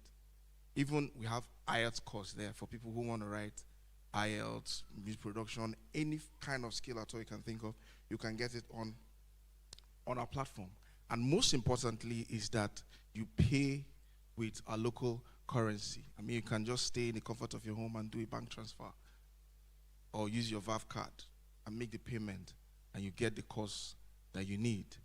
And then another important thing to note is that we also have a mentorship program whereby we don't just want you to come in and buy our course and learn. We also provide a mentorship program where we mentor you and take you through the journey.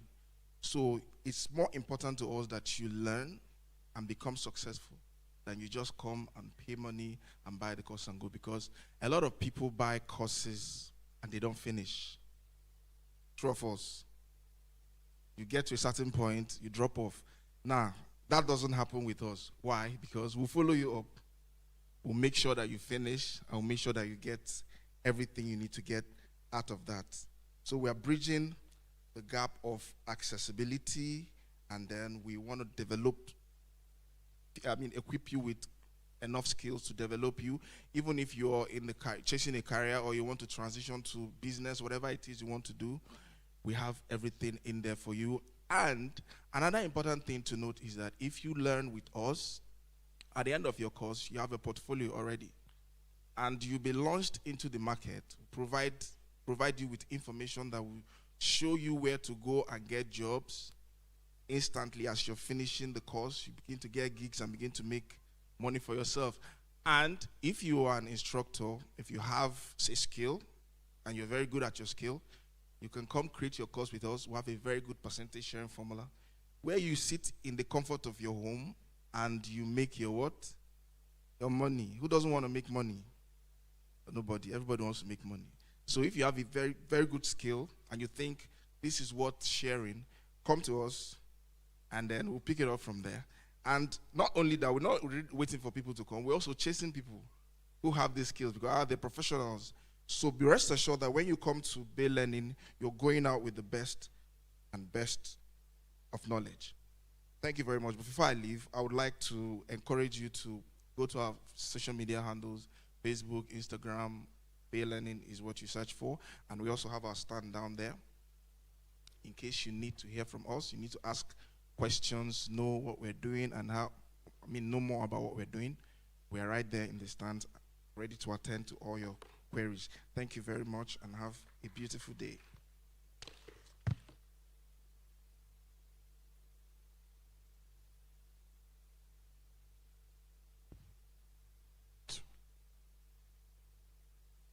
Good afternoon, everyone. My name is David. I'm here representing Liberty Assured. Liberty Assured is a group of companies that builds software. We play in several niches and several spaces. Before I go ahead, I don't know if the media team possibly just play a brief representation. Have you ever wondered how easy it can be to land your dream job? Let us introduce you to GetLinked, your seamless path to effortless job hunting. As a job seeker, your journey begins with preparing your CV, which our smart AI system will professionally review for you.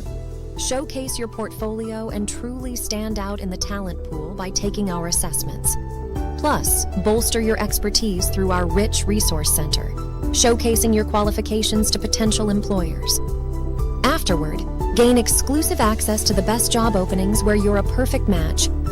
You can also conveniently receive, review, and finalize job contracts with ease.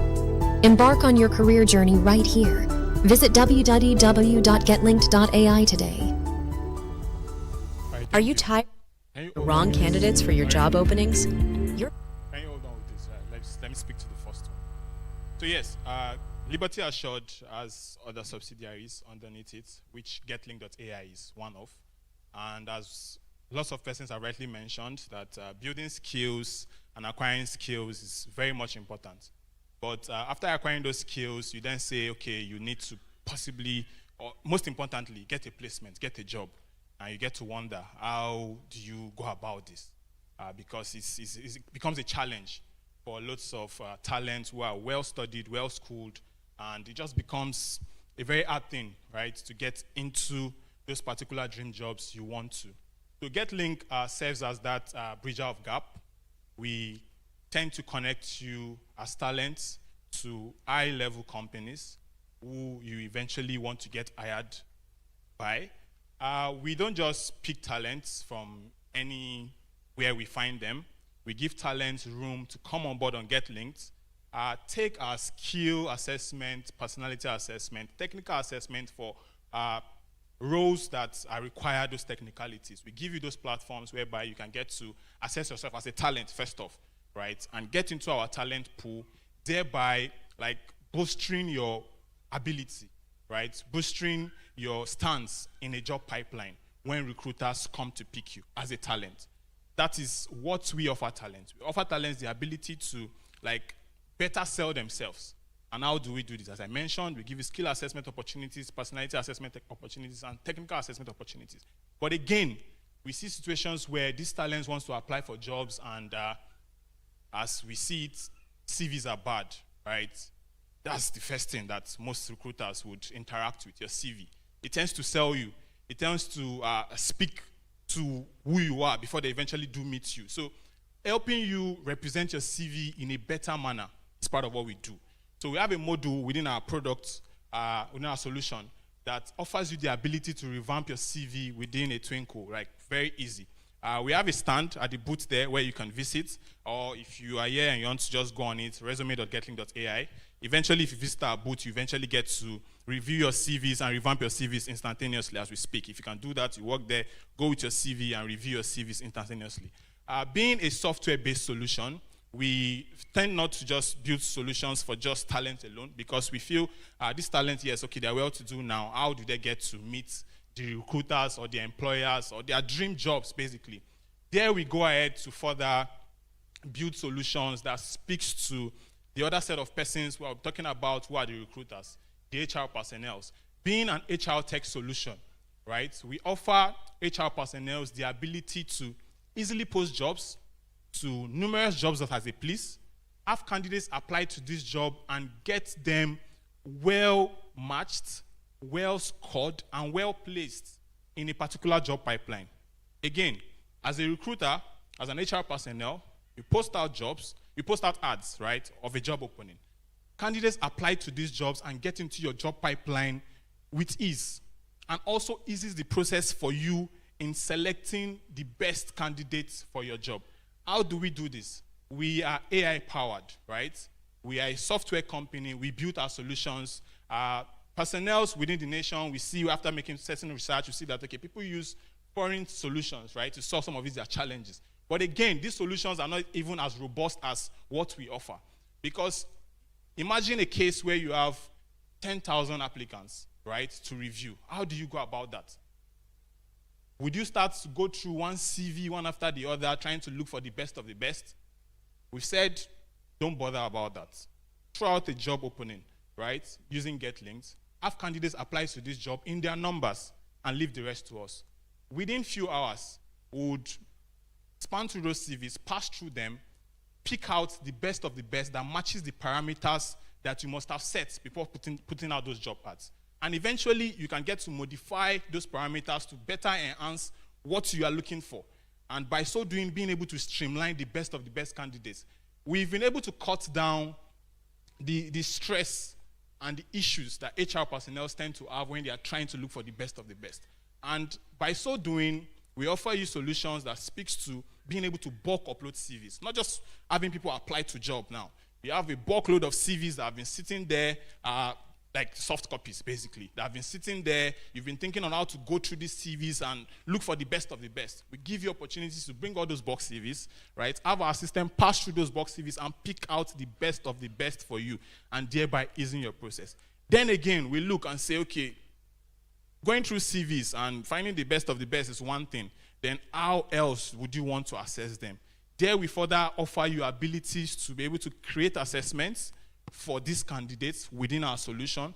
Have them take these assessments from anywhere they may be, right? Without the fear of cheating. Which goes to say that we have high-level proctoring capabilities that hinders candidates to go against your set rules when they are taking your assessment. So we are that gap bridgers, right? We link talents, well-schooled, well-studied. We see situations where people cannot get the right jobs. So we have high-rated recruiters on GetLinked. You being a talent, all you need to do is come on GetLinked. Job openings are there for you to apply to. Because you've taken our skill assessment, personality assessment, and technical assessment tests, you get to stand higher. You get to rank higher. And again, if you want to apply to jobs that are outside GetLinked, we better say, come, train yourself, prepare for assessments, take our technical assessments, like buffer your skill, really, before you go externally to apply. And when you want to go apply, we say, try to apply with the best of the best CVs. Thereby, we offering you the ability to revamp these CVs and better stand out in the large job pool. So again, I nudge you, please just visit our stand. If you have your CVs here, if you don't, you can, at your leisure time, you can pass your CV through the system for free, right? For talents, free service. And for recruiters as well, we offer these services for free for the first 1 month, right? Free trial, you get to use everything that we offer. Thank you very much. Please, let's applaud them. Let's applaud them. Let's applaud them. Okay. I hear Tech for Dev. Do you have a representative here? Please wave to me. Tech for Dev. Do you have a representative here? Tech for Dev. Okay. Okay. I thought they were around. All right. Before we continue, can you please clap as much as you can for the Lagos Province 35 Empowerment Committee? I'm sure listening to everyone, each of these companies, you would see that the solutions they provide may look like they are linked, but each one has some specific things that you would need. And please, James 1:22, what does it say? You must learn James 1:22 today. James 1:22 says what? Have you forgotten? Okay, let's do this exercise. Let's rise to our feet. I'm sorry. Let's rise to our feet. James 1:22. So you chorus after me. Be ye doers of the word, and not hearers only, deceiving your own self. Let's go again. Be ye doers of the word, and not hearers only, deceiving your own self. Now turn to your neighbor and say, be ye doer of the word, and not hearer only. Don't deceive yourself. All right. Thank you very much. You can have your seat. Can I have your seat? All right. So, by God's grace, we are catching up with time. And our next session is also going to be, I don't know how to describe it. It's going to be explosive. By the way, the slides for the first presentation will be available. We will share it on our platforms. And so, I'm sure most of us came by online registration. If you did your registration physically, you also have your details. We will add you up to a platform where you can get these resources. So our next session is going to be about career branding for success. Career branding for success. We're going to be learning professional etiquette. And our facilitator has a very rich profile. She has been involved in training, coaching, and consulting for over 17 years with the intention of dramatically increasing profit, productivity, and the performance of people. She has facilitated trainings for executives at all levels and has been responsible for designing and implementing various training solutions. She has trained more than 50,000 youths to become employable in the job market. She has also trained people from lower to senior management positions in local and multinational companies in public and private sectors. Her quest for continuous human and talent development promises highly energizing and power-packed training style. She's a qualified image consultant and a diction coach. She has a major intellectual interest in personality development and personal branding. She has garnered a rich reserve of knowledge from managing people and has featured as facilitator and coach to many prestigious organizations, including the public and private sectors and high net worth individuals. She has worked in several positions in her career journey, such as diction instructor to various schools in Lagos State. She is currently the founder and program director, Connect Learning Nigeria. She holds a bachelor degree in performing arts from University of Ilorin and master's degree from University of Ibadan, respectively. Certified organizational culture expert, and she's also a member of Nigerian Institute of Training Development. She's a member of Chartered Institute of Personnel Management and also a member board of trustees for EcoBeats Academy. She's an associate member of WIMBIZ and chairman board of directors for Motherhood Initiative Nigeria. She's also a board member Transforming Life Initiatives.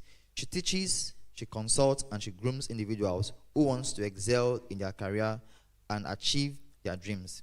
She's a soft skill advocate. She's passionate about the girl child. She's passionate about youth development and all issues that affect women. She currently mentors young girls in tech for women program. Ladies and gentlemen, with standing ovation, a round of applause, let's make welcome Mrs. Nonye Kali Bechi. Please keep clapping till she gets here.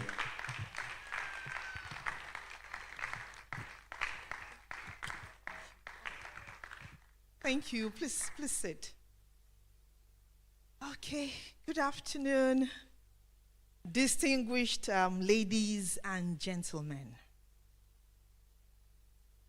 Okay. Thank you for having me. Thank you to RCCG, Rose of Sharon, for having me.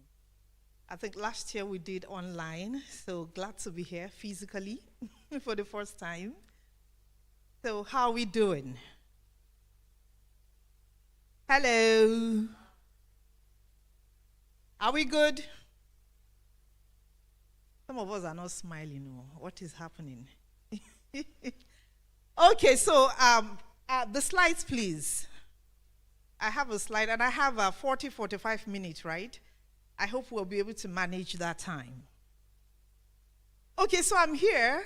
I've said career branding for success, and we're looking at etiquette. Etiquette is and other things, what I have done in the last 18 years. So I'm glad to be here, especially for young people.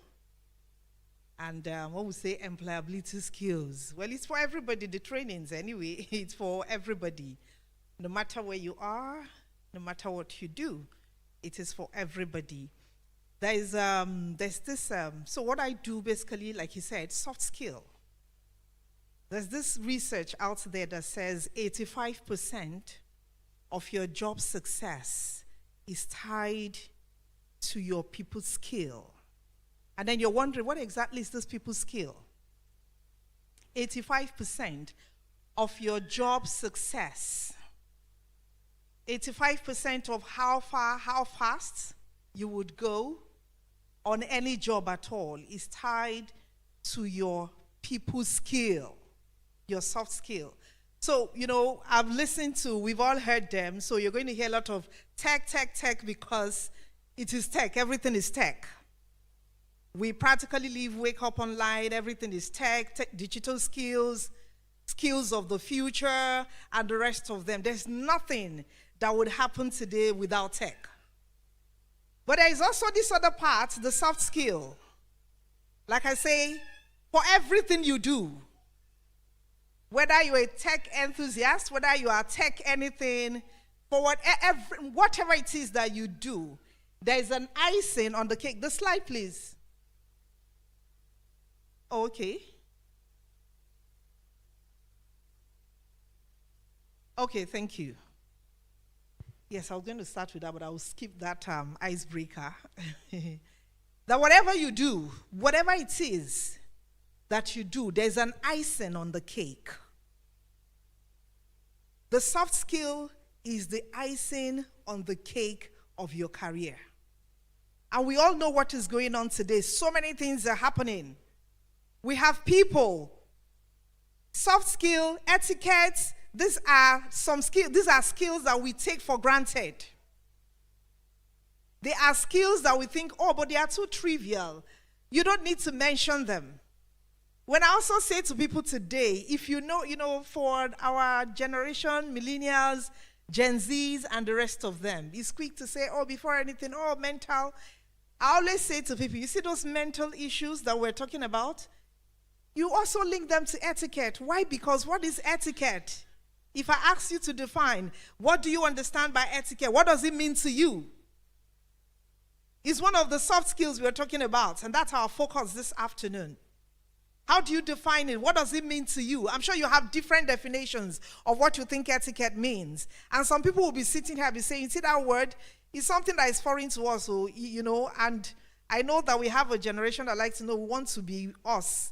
We want to be authentic. It has nothing to do like you're forming, because once we say etiquette, we are thinking it is how you sit, it is how you carry yourself, it is how you, beyond that. Beyond that, we have a lot of talents out there that are not refined. And that's why I'm saying it is the icing on the cake of your career, or no matter what it is that you do. We have raw talents out there, but they are not refined. We have people who are young people, or you have this, you are good, you are a genius, you have this skill. And then they put you to work. Then your attitude sucks. Your attitude becomes the, you know how we say, the weapon that is fashioned against you.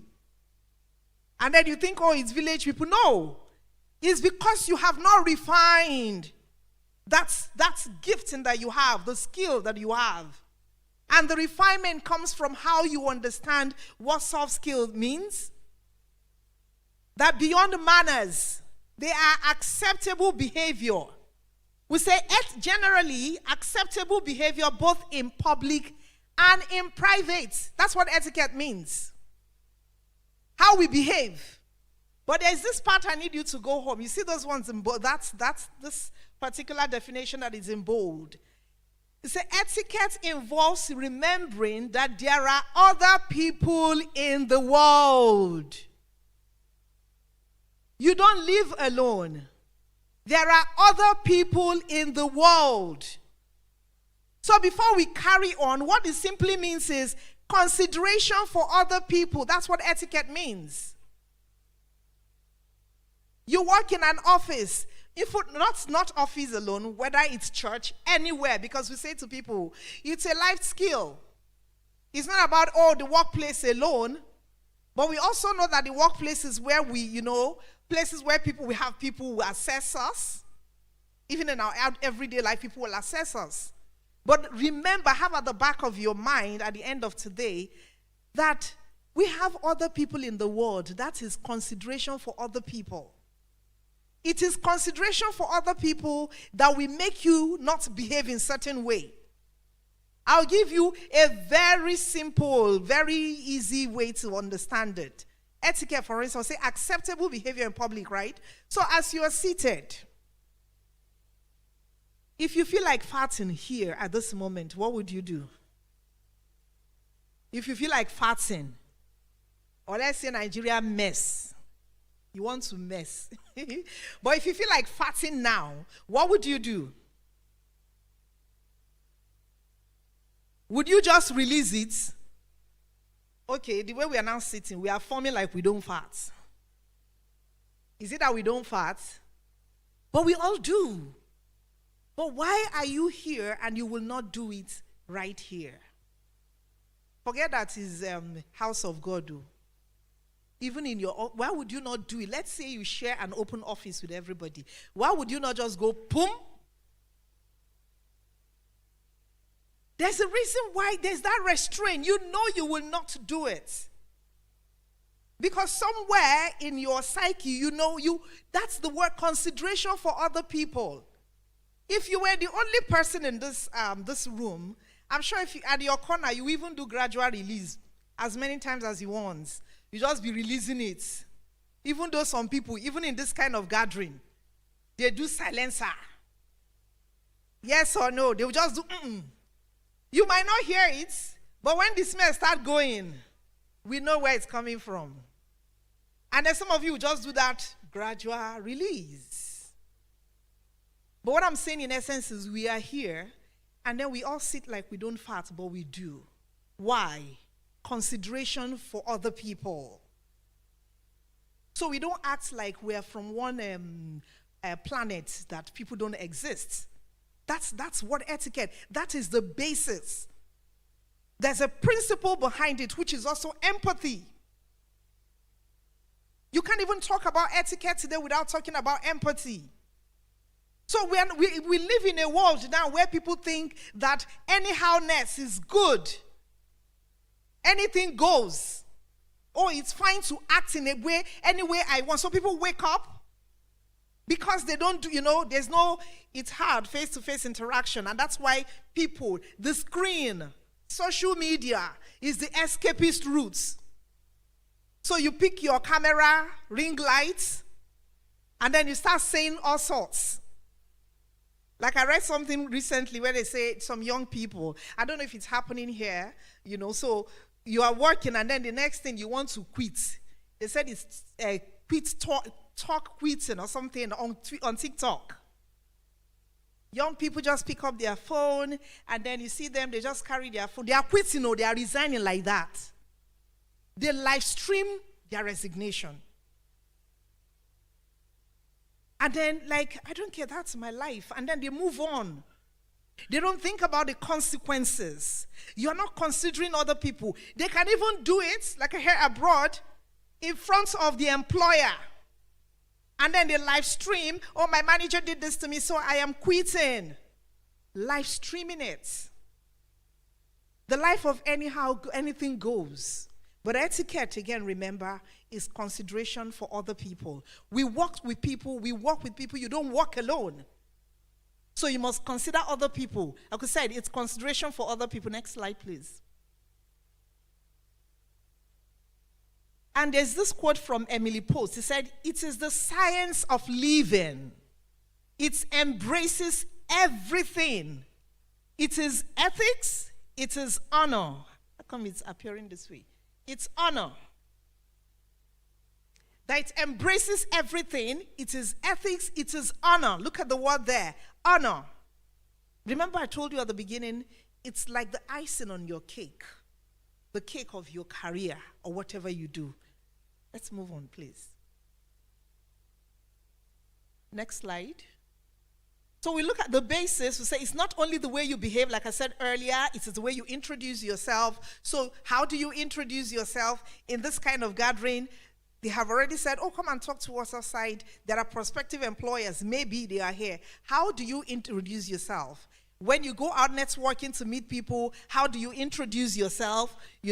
How do you appear? How do you show up when you go to places? How do you follow company policies and the rest of them? So these are the basics. Next one. I would say people who don't follow this business etiquette frequently make poor impression.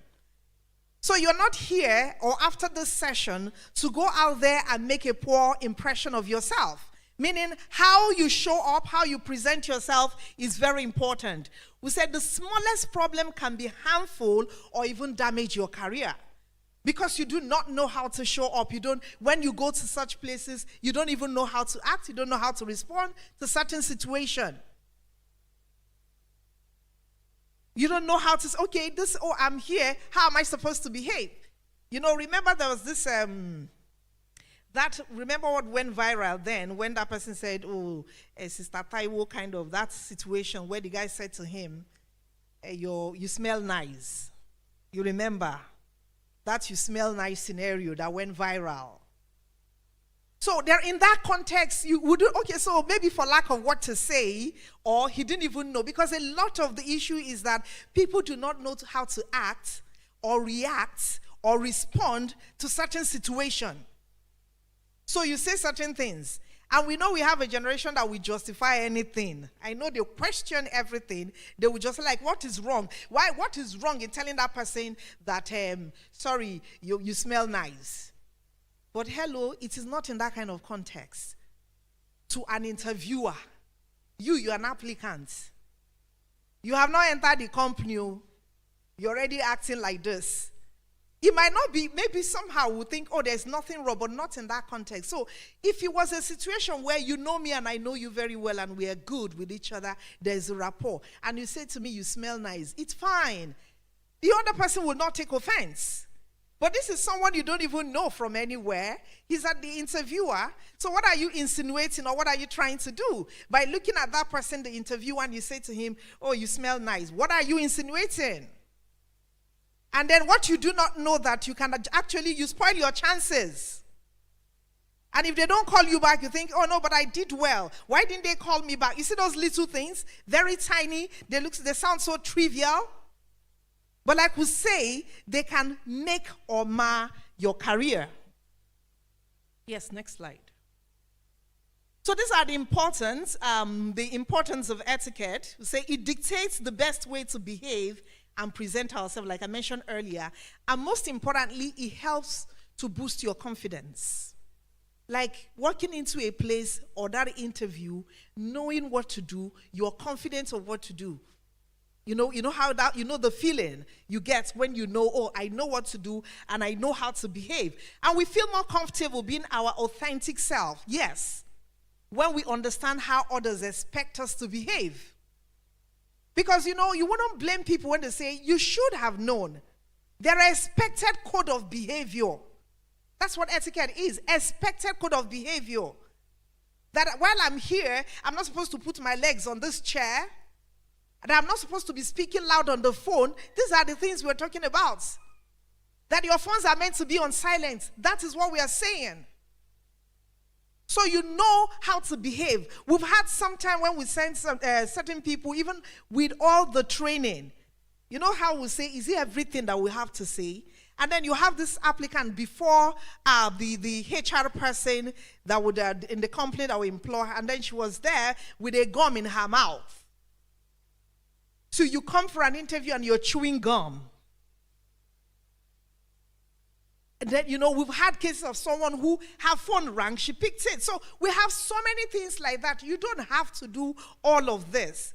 Don't say, oh, no, oh, but I've said, excuse me, or I have said, oh, I'm sorry. And no, you do them. No, they are offensive. So you must know how to behave. It promotes communication, and we say it is largely based on making people feel comfortable around you. Etiquette is also not for people to walk on eggshells around you. She knows etiquette, so I'm careful. Let me know. No, that's not what it means. But it also means that people can be comfortable around you. You can imagine sitting with someone and you have learned your dining etiquette, you know how to hold your fork and knife, you are not supposed to be smacking your lips and all of that. And then you have someone eating beside you. Have you sat beside certain people when they eat around you? The way they smack their lips, they go mwah, mwah, mwah, mwah, with the food in their mouth, they will talk. Say also acts and then you'll be wondering. See, we are all, when people we are all from the bush. That's the truth. But that's why we all need that refinement. So you don't just come crude, raw like that. You think of the effects, the impact on other people. That's what we want you to consider, the impact on other people. If we were to be in those days where they say, oh, certain interview, not all, or they have to take you out for dining, and then you get there, they just allow you. It doesn't happen, but people still do it today, They don't have to let you know that that's what they are doing, but especially for certain role, when they are looking out for certain things, it might just be, oh, we go out on the dining, and then you go out there, maybe it's morning now, you go and ask for pounded yam. There is other things there. You say, give me, and people have swallow. And it's 9 a.m. in the morning, or 10 a.m. It's, it's pounded yam. I like it. Nobody will say anything. You eat your pounded yam. And then God help you. You're also that type that while you are eating it, you are licking your hand. You are licking your hand there because, the soup is so delicious. You lick your hand and you do all of that. Somebody will just be looking at you. You are just spoiling your own chances. We're not saying anything is wrong with them, but we're just saying know how to behave. Next slide. So hone your business etiquette skills. This list is not exhaustive. You can see all of them. Develop impeccable writing. All of us who write today. In those days, when our mothers had career, they always have secretary. So people type. Today, go and improve. There's room to improve. Go and improve on your writing skill because you will write memo. You will write on your social media platform. You will write, and you know how it is. They don't have chill there in the social media streets. They will just tear you raw. So watch out for, improve your writing skills and for young people especially, we are saying it because people send you mail. They do that in shorthand. Why? You're writing in shorthand. You are going to send a text to your manager. You say, GM. That's good morning. Some will say good PM, GPM, or whatever, how you write it. It is not acceptable in official communication. See, if it's your buddy, your colleague, there's a way you write that kind of thing and send to them, but especially if it has to do with your work, refrain from using shorthand. That you do it in text message alone, yes. Then you bring it into email, is a no. There are acceptable abbreviations, and we know them. For your information, FYI, FYA, COB, ASAP, those are acceptable abbreviations. But you see all those other ones that people are adding, all those you are rolling on the floor, laugh out loud, name them, plenty of them that we have now. Please don't even, and I know that things are changing, that yes, some email, you're allowed to bring in those, your emojis and all of, please do them with consideration. And be careful when you use them and to whom you are using them for. It's allowed. Before now, we would not do WhatsApp as official communication, but today they can send offices. You have your WhatsApp platform, and we have modern business tools that we are using, and they're acceptable. You work on Slack, you have Yammer, you have so many of them that you can use. But even at that, you are still courteous when you use some of them. So how you conduct yourself at meetings. Meetings are, we cannot stop talking about them. There are meeting etiquettes. You have meetings. How do you behave? Office meeting, whether they are stand-up meetings, whether they are those management or a staff meeting that you have on a regular. How you comport yourself, how you conduct yourself is very important. And then they say, oh, okay, we have one small office get-together, gathering and all of that. All those meetings where they will come and line up snacks for you. And then you are sitting there and saying, it's not even this meeting I'm here for. Once they say, please help yourself, bam, you are there. You will gather everything. You will not remember that other people are supposed to eat. Because in most offices, it's always a problem. Others with the first set to go there will clear everything, and then others will be struggling. Consideration for other people. You go there, all you do, we have enough on the table, because I see that some people do that a lot. So every 30 minutes or 15 minutes, they go and get some things for themselves. You think some people are not noticing, they will see you. So all you do all through in that meeting is to eat. So from the beginning of that meeting till the end, your mouth is busy because that's your focus. Let me go home. That shouldn't be, because you're creating a very wrong impression of yourself. Then handshake. We're going to look at handshake after now. Cell phone etiquette. Yes. Your phones, you're here, we already know. It should be on silence. And then, of course, business card etiquette, we'll look at that. Travel etiquette. It's also you're traveling. You're representing your company. So we'll say it's not just, oh, I'm traveling. Oh, I'm on official assignment. Beyond that. There was a time I was at the airport and it's a bank actually. The guy on his very nice suit, beautiful suit, and he was sitting in one corner waiting for his flight to be called, and then he was busy doing you put your finger, poke inside, bring out, and then you clean it on his suit. He was carried away, he was reading, so he was doing that. Put that finger, dig, bring out. And then you do mouth alone, it's not enough. You go to the nose, carried away. And then people look at, you're looking at the lapel pin, and you're looking at, what is coming to your head. You don't even know the guy, but you can see the name of the company. That's what you're seeing. Because while you are there, anywhere, you're a representative of your company. So they say, that's bank, that's, the staff. They're not looking at your name. They can't even see your name. It is the bank that is coming to their head. So watch your travel etiquette, and then workplace etiquette. Yes, office decorum. Today, we share open offices. It's about the open, so very few organizations where you have those cubicles is open office, and we have etiquette to it. So if you share an open office, you have to rein in some of those some behaviors that are not acceptable. Eating certain kind of food. Be odor conscious when you share an open office. Those are all consideration. We don't even want to talk about some guys, especially if they're young, the smelly feet. And then you stay in an air-conditioned room.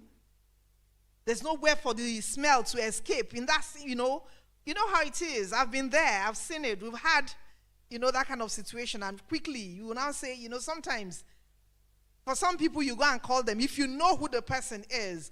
But if you don't know the person, you quickly organize for a session on grooming. Please, let's do this. Let's use roll-on.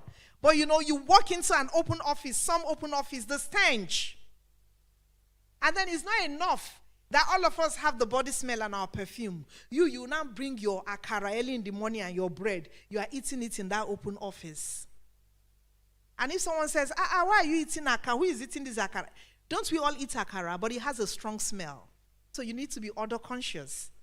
And then you're wondering, what is wrong? What is wrong if I eat, what's wrong with these people? What's wrong? Don't you eat akara?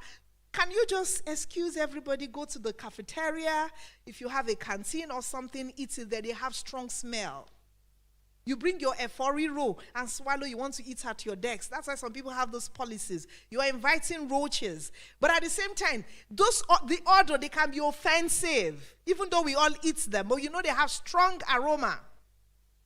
So avoid those little things. And for those that like to shout in the office, and then you're here, you're going to talk to someone there, and they're screaming, "Kate!" Same office. How do you want other people to concentrate and work?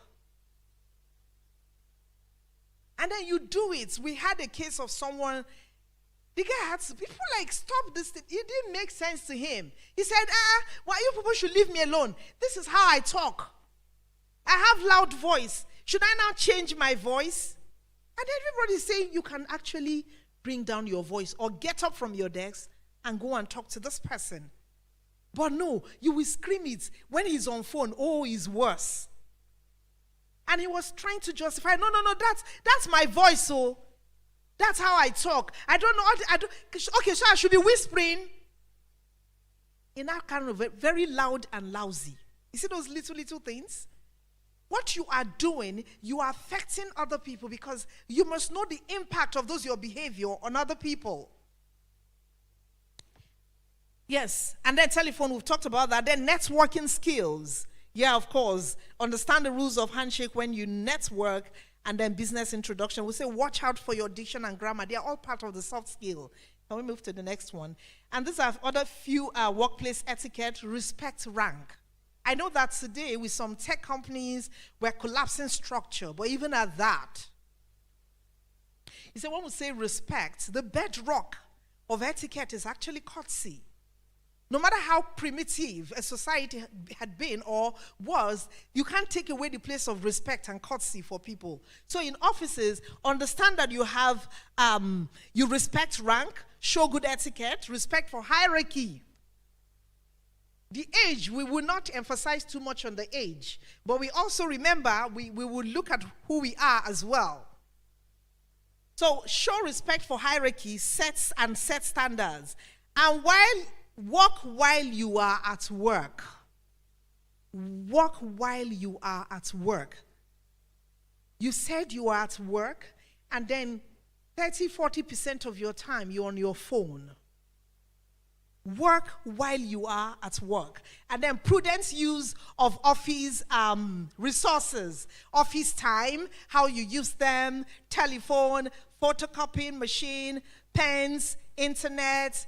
And we say, all work at work is work. And we know why we say this to certain people. If maybe you have a boss who says, go and get me, and say, no, it's not part of my JD. All work at work is work for some people. I know that we have people who strongly defend that, no problem. Next slide, please. So let's look at all this, the rules. General etiquette, we'll say always be polite and professional. Learn when to say thank you. This is even not just beyond work, it's life. And that's why children, we teach them the 5 magic words, right?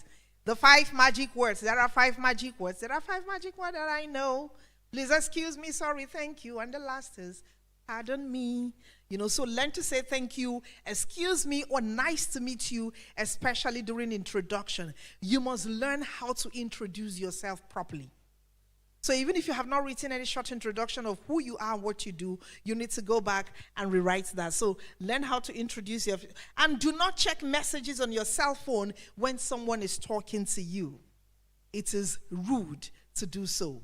If you really had to check something, ask for their permission to say, do you mind if I check this? And you continue. But I come before you, excuse me, and I'm talking, and then the next thing you're busy on your phone, checking, whatever it is. Make proper introductions for people in a group, and then refer to everyone by proper name or formal title.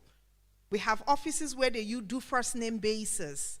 And I think most offices today are beginning to do the first name basis. So if that is the policy in that organization, do it. But what I say to young people, because you have the permission to call people by their first name, do not hit them with their names on their head.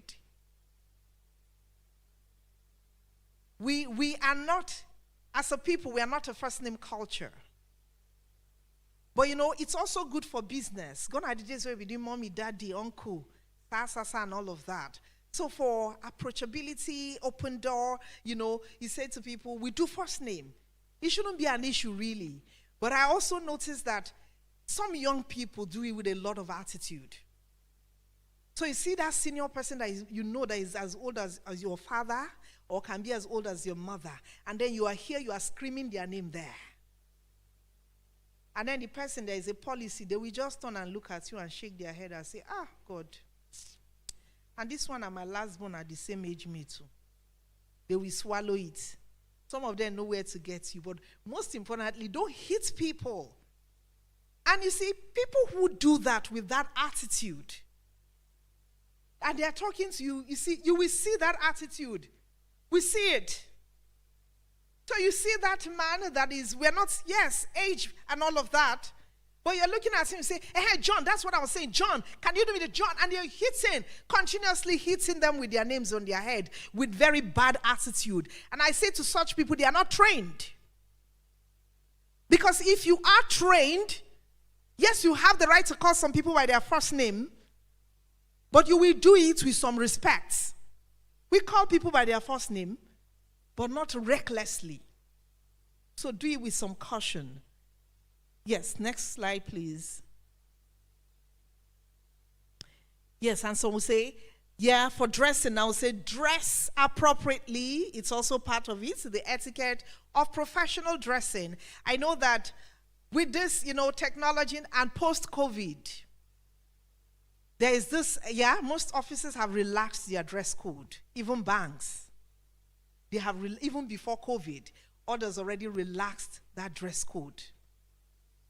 But you see, dressing appropriately is not only when you wear suit and tie. Doesn't mean you're dressed appropriately. You are going to be presenting yourself somewhere. You must dress in such a way that especially your grooming,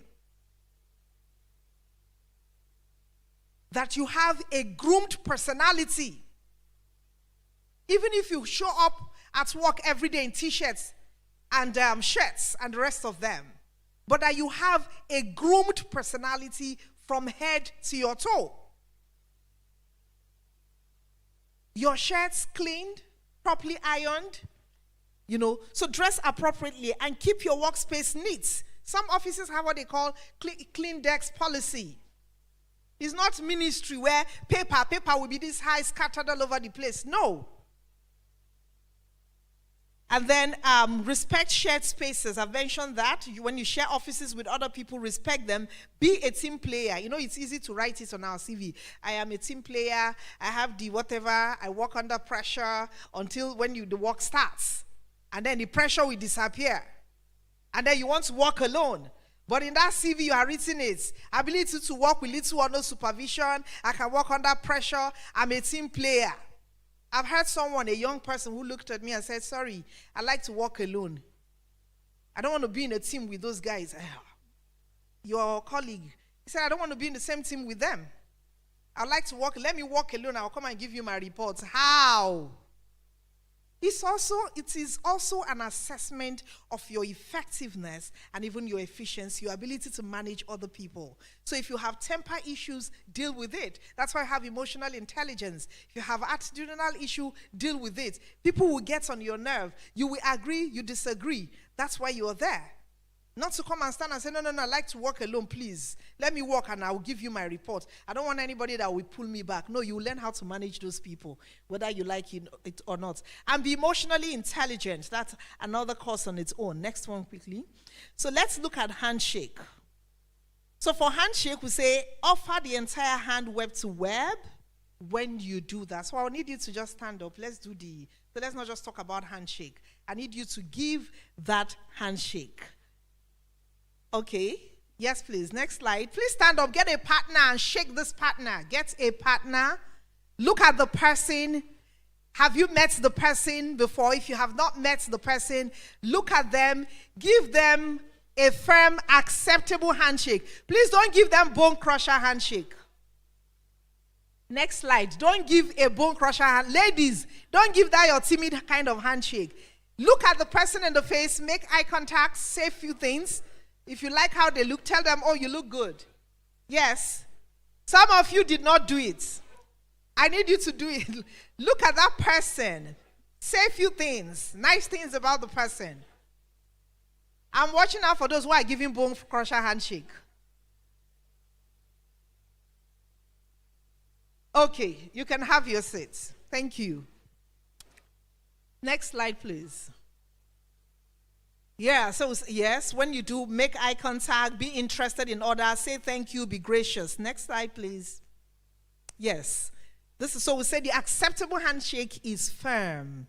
It is direct, it is professional, and it is brief. That's why I don't want you to go and give we are talking about acceptable handshake here, not those ones that we give. You know, when you see your party, say, hey, and then you do all those ones that you do. No, outside of, you can, but professional handshake, firm, direct, it is brief. So in less than 4 seconds, you should be done with the handshake. And then make eye contact when you do that.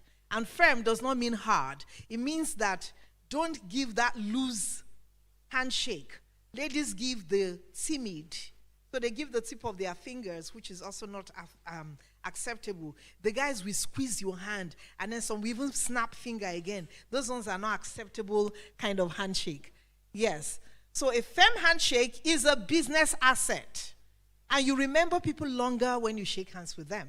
Because that moment that you took to look, that you took to make the eye contact, look at them, smile, and say one or two things while you do the handshake, it will help you to remember them longer. Yes. This is double handshake, and we say it's not acceptable. No double handshake. If you're a politician, so you do all of those when they like to do it. And some people will say, in my village, this is a sign of respect. Okay. When you're in your village, it is okay for you to give it when you're in your village.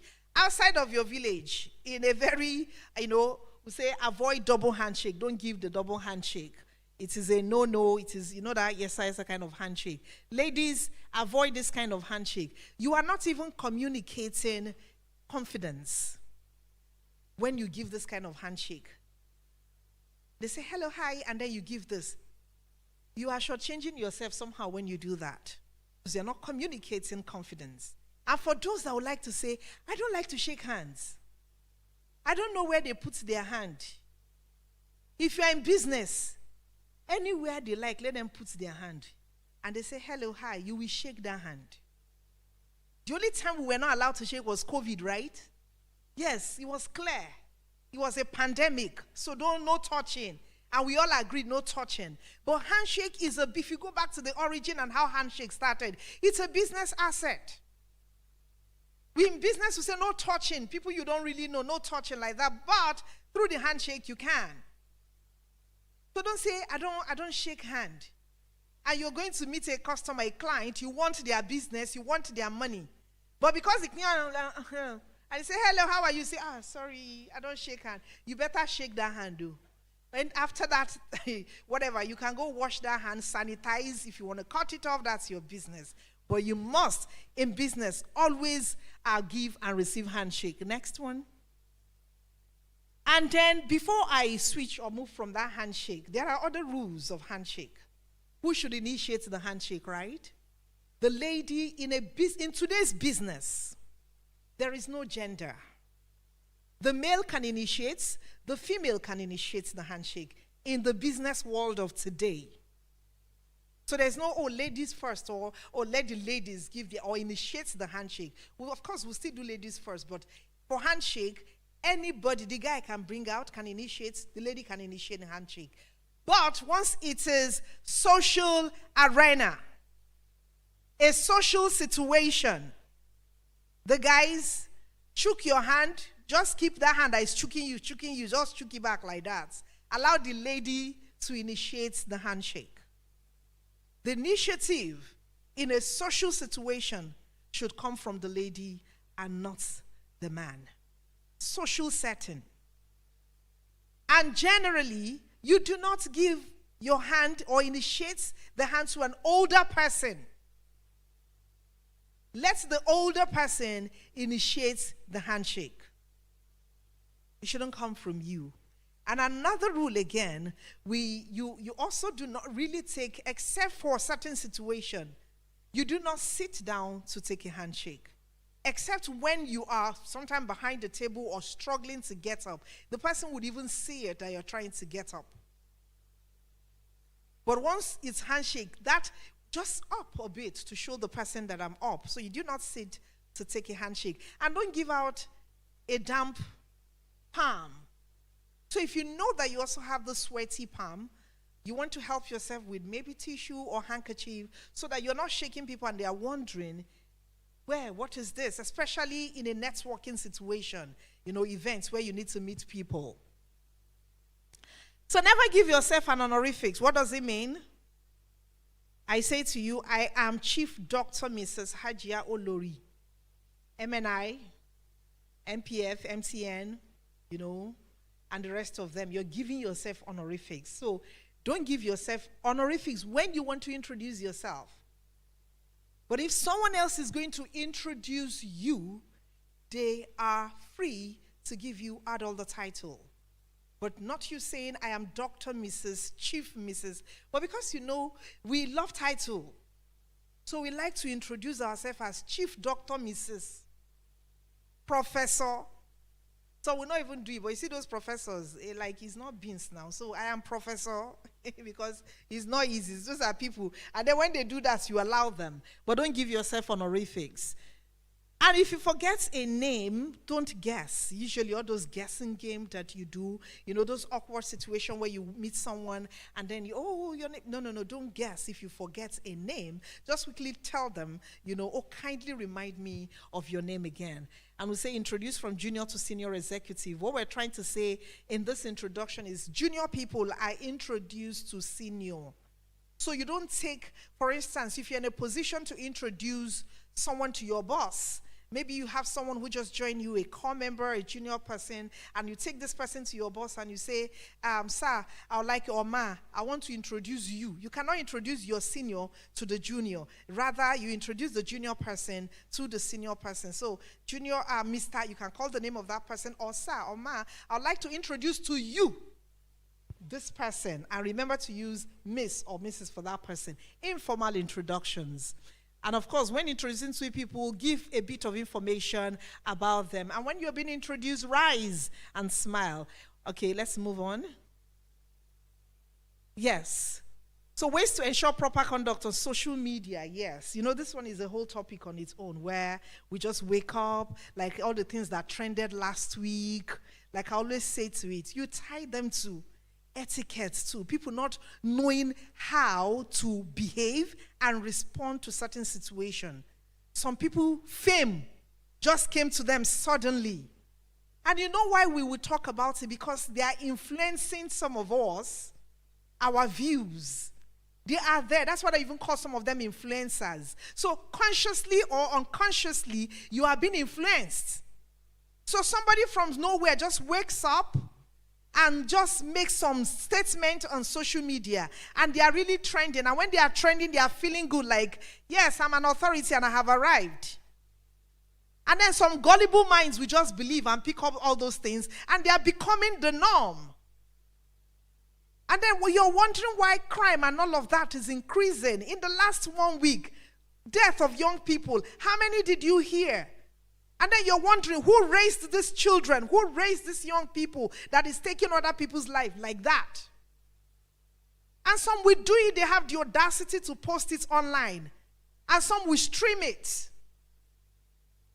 So you see, all of this will say, it's because we still do not understand, and sometimes anxiety, that's where it comes from. Mental health, frustration, anxiety, you don't know how to behave. This fame just came upon you. You have freedom to use social media. You don't even know how to act and behave, and we are all doing it. And that's why we find ourselves in that kind of situation. So avoid posting sensitive content. We already know that. And if you make a mistake, own it and offer sincere apology. It's good. We all need it. But you see, we have to use it well. Next slide. So a few tips during an interview that you should note for those who are in the job market. So say, make that positive and professional first impression. Listen to the interviewer's name and correct pronunciation when they say them, because you might need them or you need to use them. Address your interviewer by title. So the person has said to you, oh, my name is Nonye, or my name is John, and while you're going to call them, you start calling them. Right in their face, you're saying, hey, John, what I'm trying to say is, because you are what? Your confidence or what? No. You don't go ahead. It's an interview situation and begin to address them by their name. Address them by the title. So a simple miss or Mr. or ma'am or sir at this point is very important. So you don't begin to call them by their name. Then, of course, we say smile, stay calm, maintain good eye contact during that interview. Avoid cracking jokes with the interviewer.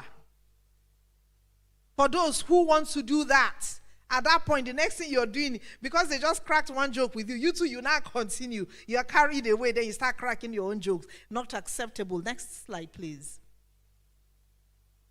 And we have few body language do's and don'ts, right? So sit up straight while you do that, because it's also your confidence is in your posture, your sitting position, your nonverbal. So lean slightly forward in your chair. Don't go and slump into that chair. Don't slouch in that chair. You're sitting. I've had that situation. I just didn't take the picture because I was almost going to call one of my colleagues to say, please come and take this picture. Let me understand. I don't know who is the interviewer here, who is the interviewee.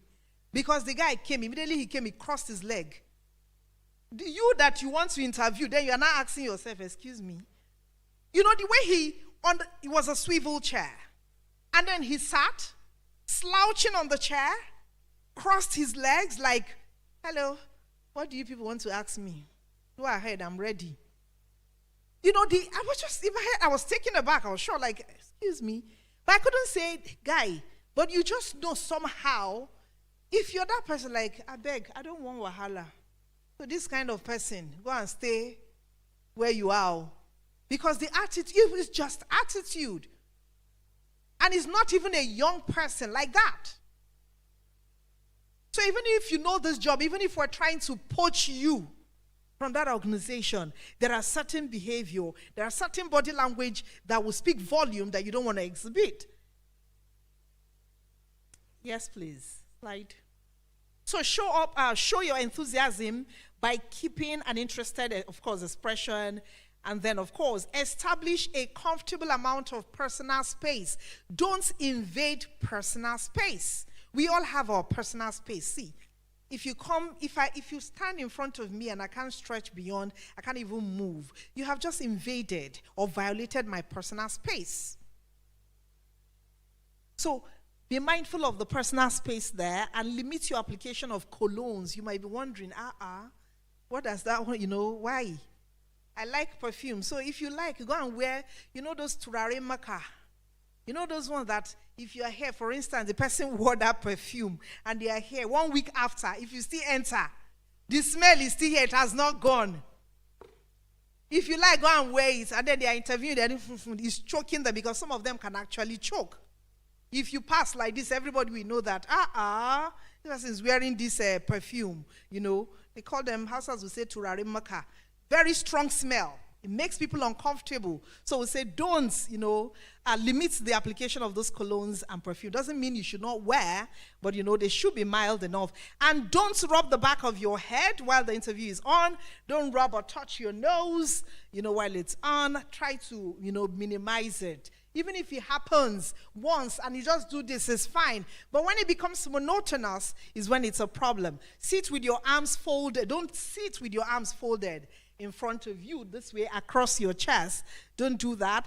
Don't cross your legs and idly shake one over the other. So it's not enough that you are crossing the leg, and we say there's something about crossing the leg. When you cross at the ankle, sometimes when you just go and you cross by the knee, whether you're a guy or a lady, it's a bit offensive when you do that. Because it gives you, there's this territorial, in body language that will say that you're occupying. So try to avoid it. If you cross, there's a way you cross that nobody will feel. But you see those ones that some guys will not cross it, they will not sit like, I am the Odogu here. Avoid it. It can be offensive.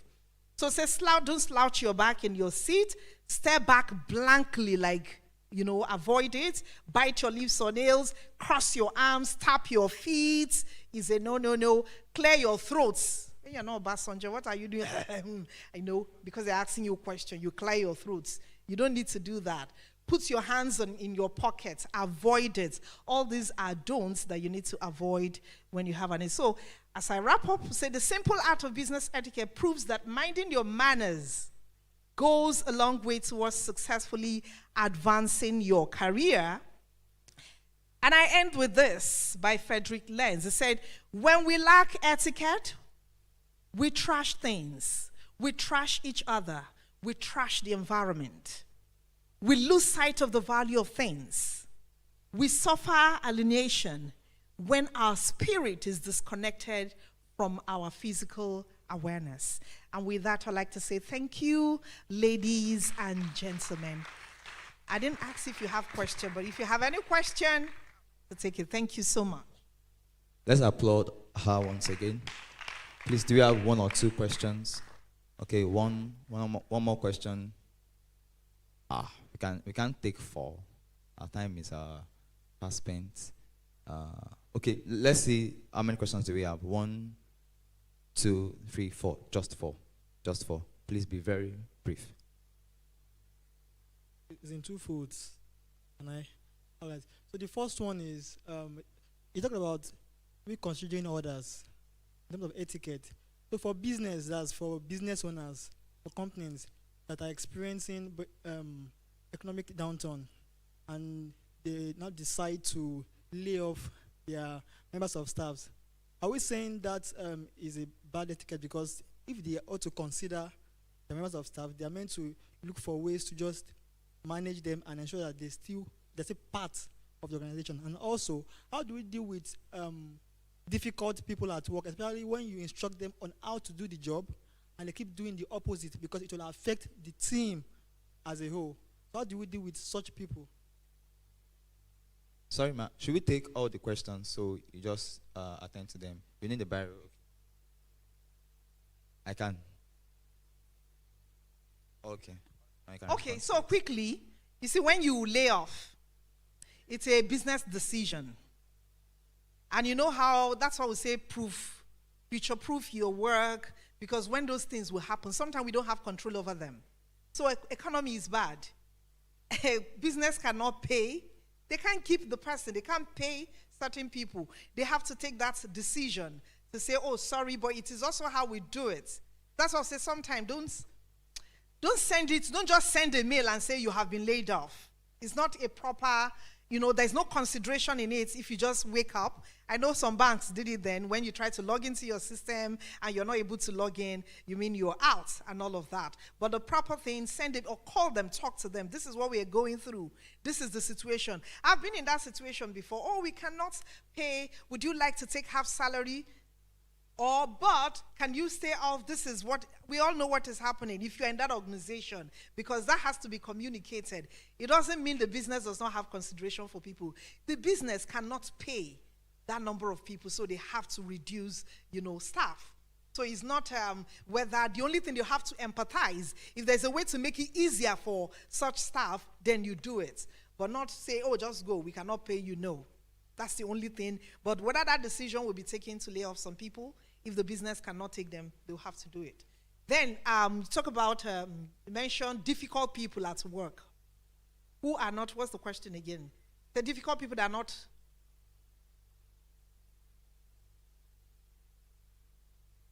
work-related.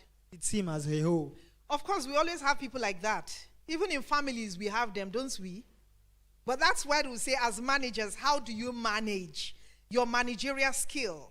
You know, and that's why you need the people skill. Your ability to be part of your assessment as a manager, whether you're a manager or not, even before you get, those are the things that will take you and make you become a manager. Your ability to manage people. Now you have to go equip yourself with skills. You first must, you must be self-aware, emotionally intelligent. Understand what are the people skills, be people savvy. So you know how to manage such people. Every team has those very difficult people. And some of them, it's not that they wake up to say, I just want to be difficult. I hope you understand it. But how you deal with and manage them. Okay, if you understand, you know where this is. Sometimes you sit with them, have a conversation, have a talk, you agree. It has to be communicated as well. Sit down, have that conversation with that person and see if they will change. And if they are not changing, there are ways to deal with such things. You do a mail. If mail is not, maybe verbal first, you would have won, this, after the conversation, the person is not changing. You escalate. A written mail, just send a mail. Let some people be in copy. It's not like you are punishing or sanctioning anybody, but it's just that you have explored different avenues of having that talk and the person is not changing. But whether you always have difficult people, that's why we are there. Develop the skill to manage them. Yes, the second question. Thank you so very much, ma'am, for the things that you've said to us. You've dealt with one of the questions I had, which has to do with handshake and all that. Okay. Okay, but the second question I have has to do with dressing. Okay, some of us who are in this part of our lives, we see some kind of dressing that makes us get confused as to whether people are not being traditional in the way they dress. For instance, somebody is wearing a kaftan and is wearing a canvas. Or somebody is wearing a kaftan and he wears a shoe that is laced. All right? Or somebody is wearing a suit and he wears a canvas. So you begin to ask yourself, where are we going to? What should be the proper way to dress, when you're supposed to present at certain places? So I just want you to guide us, okay, on what is the proper dressing, okay, with respect to traditional, with respect to when you're wearing a suit, what are you supposed to wear? Irrespective of how the society has gone, what should be the proper way, okay, to present ourselves? Thank you. Okay. You see that dressing thing? I had a session with a company where we have older people, and we had a session on generational gaps in the workplace and the fashion trends that we have. Some of us initially, it's a put off. How can you wear native? You now wear canvas. You wear native, you wear canvas. You wear, in fact, all sorts. But you see, somehow all of us are blending in gradually. And these are signs of the changing times that we have. The fast-paced world. We can't even help certain things. There was this serious argument. It wasn't a serious argument because for some people, it was normal. When someone who is doing very well in the tech, we all know him, doing very well in the tech space, went to collect a national award. The way he was dressed, the national award, he received the national award, even though Buhari was not looking like, just the way you're saying, I'll be wondering. I'm sure the look on our president's face that last year was like, how is this possible? He went to receive national award with, it's a male, almost like, he had nails on, he had lipstick, and did you see, these are things that we will see. And today we preach inclusion. Because you are going to have people that are like that. So the only thing you and I need to do is to have open-mindedness. Open-mindedness is key.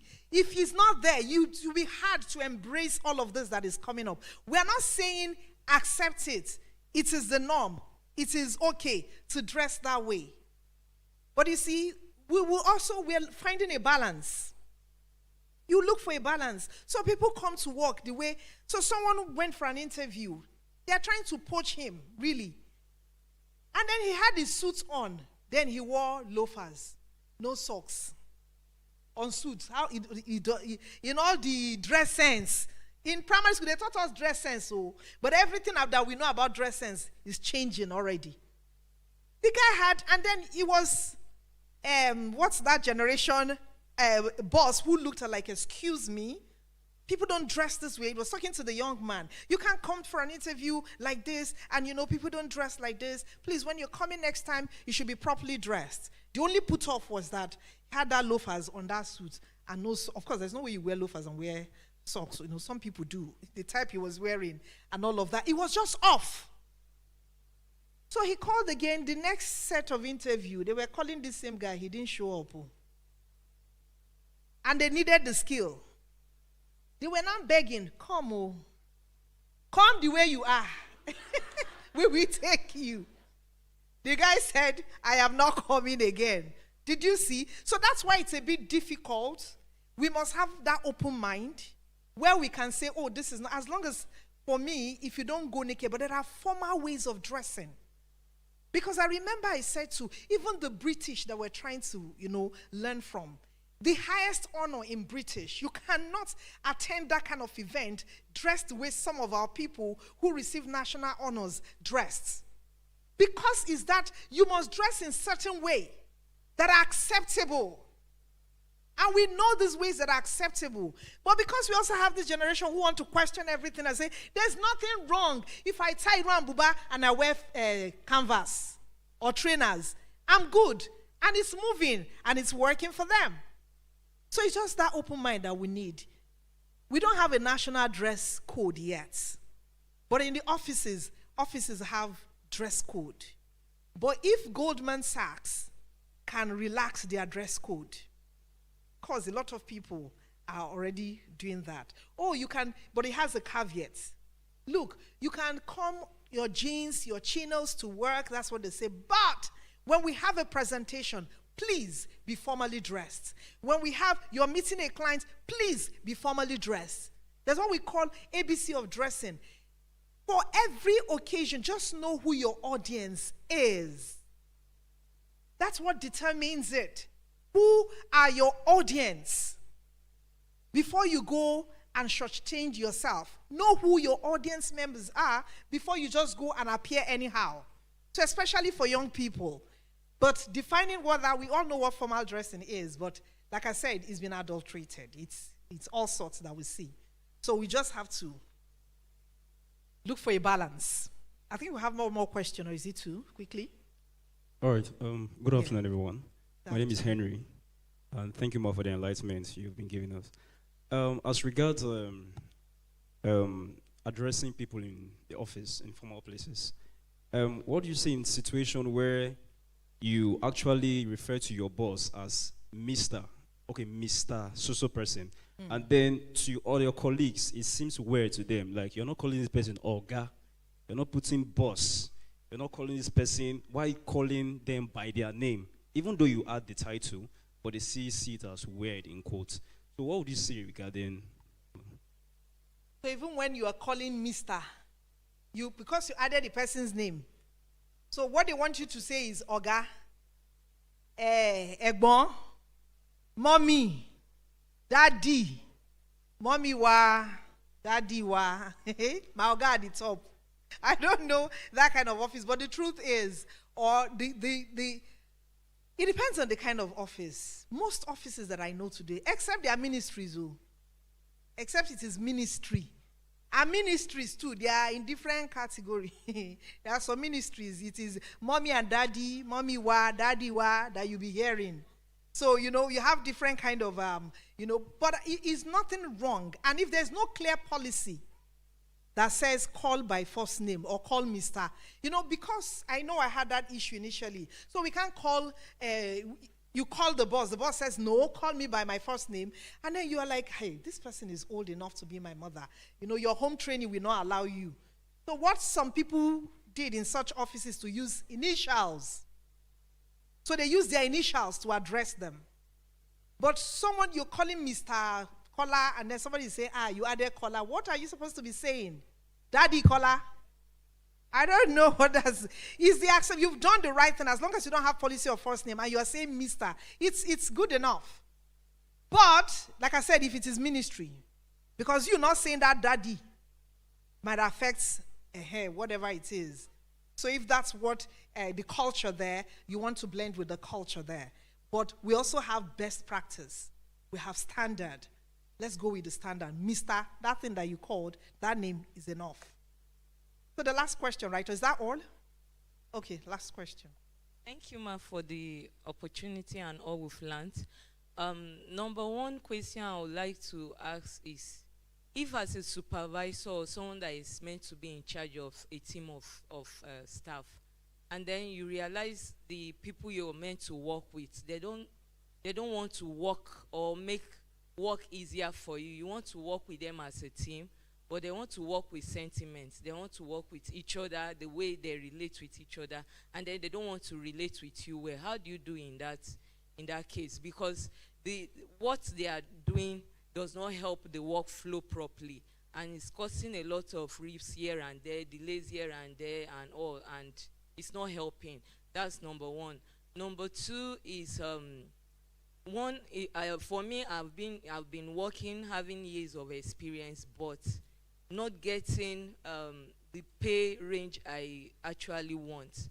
How can one scale up like the salary grade you want to be by now, so that you don't have to keep dragging with jobs that are not meant to be, or the pay that you're not meant to, the level you are not meant to be. Then thirdly, you talked about social gathering. The lady should put out her hand first to the guy. For me, it might look like you're trying to be desperate or trying to reach out to a guy. It can connote a meaning. How do you balance it up if you have to do that? Thank you. First question, you said working with people. I know that working, like the first question he asks about working with people, we never work alone. If you have siblings, you have children, it's as simple as that, and you can manage them. There was a video that I saw while I was coming here. The way the man was dancing, they said the man wrote and he posted that, how you dance when your troublesome daughter is getting married. The man was dancing, raising, you need to see the kind of dance, like, and it was as in like, thank God, oh, this wahala is off my neck and all of that, So what I'm trying to say is, even from home, we have some siblings, we can have children, we can even spouse that are difficult. I know that some we struggle, say, oh, we are not managing them well. Then you come to the workplace. These are not your siblings. These are not people you know. From different background, different orientation. And, sometimes organizations do that when they put you together in a team. Let's see how you can manage these people. Let's even assess your own skill, your people management skill. So what you should go and fine-tune is your people management skill. I know some people are difficult, but work on yourself first. You know how I say self-governance? If you're able to manage yourself, you know how difficult it is to even govern yourself. How much more when you now have to, so deal with yourself first. If you achieve it successfully, then it will be easier for you to manage other people. Then number two, you said doing the work and you're not getting the commensurate pay. I want to look at it, but not entirely, so I'm not going to generalize. I was going to say, I know that sometimes you get to hear people in public service say, oh, I've worked, and I've been on the same position for a very long time. And then you have some organizations too that say, oh, I've been in this private organization. I've been in the same level for a very long time. But sometimes I say to people, look in words. Look in words first. Ask yourself, what are you not doing right? So if I say, they're like that in that organization, no. Look in words first. Have you given your best? Have you given your best? If you give your best, it will show. I'm not saying here that, oh, you've not given. But if you do, if you look in words, and you know how some people just work, deliver, it will show. The work will speak for you. It will pull you. Just look in words. And know how to say, outdo yourself first on that job. That's the only thing I can say to you. Because sometimes we feel, oh, and again, we work too hard, we don't work smart. So it sounds like cliche. Beyond working hard, work smart. Be a bit strategic about how you work. Work smart. That's what gets most people going. So not just working hard and, oh, I am doing it, I'm doing how efficient, how effective are you doing it? And then the third question now I'm trying to, okay, about the handshake, that would wouldn't you be perceived as being too forward? I'm sure that's what you're trying to say, too forward. No. It's a rule. I know in this part, considering where we're all coming from, women are seen, women are not heard. Now women are out there, and then you do that first. A lady actually told me in a training, he said, I got a contract because he said I was at the reception. I didn't know it was the CEO. I had sent him proposal. He said, I didn't know it was the CEO. Immediately he walked in, I stood up and I gave him a firm handshake. And the man looked at him and said, you are the very first lady that will give me, a very first woman that will give me this kind of confident handshake, firm handshake. Oh, come in, what can we do for you? That's how she got the business. So sometimes it's not being too forward. No, it is when you now do notice me or you overdo it. But as long as you give that confident handshake, it doesn't connote anything. It doesn't mean you're too forward. It is handshake. It is when they now give you handshake, you not release the handshake. They are holding you now. You hold on to that handshake. Oh, what are you holding? That's when you are connoting any other thing. But if it is harmless, simple, straight to the point handshake, no issues attached. I think I've answered all the questions. Thank you so much for having me. Let's keep clapping. Let's keep clapping. You would agree with me that this experience has been blissful so far. Yes or no? Yes or no? All right, so just before we continue, I would like us to once again appreciate Lagos Province 35 Empowerment Committee. We keep clapping. Pastor Emeka Obiagu is here. Pastor Demola Ogunfeyimi, Mrs. Yewande Adedayo. Keep clapping. As I mentioned, just keep clapping. Just keep clapping. Mrs. Lara Yeku is here. Mr. Wale Familusi is here. Mr. Wale Amusa is here. And our able sister, Mrs. Modukbe Azan. Mrs. Modukbe Azan, please let's applaud them. Thank you very much. This opportunity is something that you would agree with me. If you have to pay for all these things, I don't know how much it's invalid. They are invaluable information. And I trust that our lives will not remain the same. Turn to your neighbor and say, my life will not remain the same. My career will not remain the same. My business will not remain the same. And lastly, James 1:22. Quote it. Tell the person. Have you forgotten? Please don't forget James. If anyone asks you what did you learn today, make sure you remember James 1:22. All right, so gradually we are coming to the end of the program. However, the next session is not less important than the ones we've had before now. We are moving to the job fair session. Now, everything you've learned, this is the time to practice. And we encourage everyone to please participate in this job fair session. You may think, I don't need it. Just go there. Get evaluated. All of those persons who spoke to us earlier on, they have stands down there. Please make sure you at least speak to at least one of them and make sure that you take advantage of these opportunities. People say opportunity comes but once. So please take advantage of this one. We promised the first 30 people to arrive that we will give them priority when it's time for the job fair session.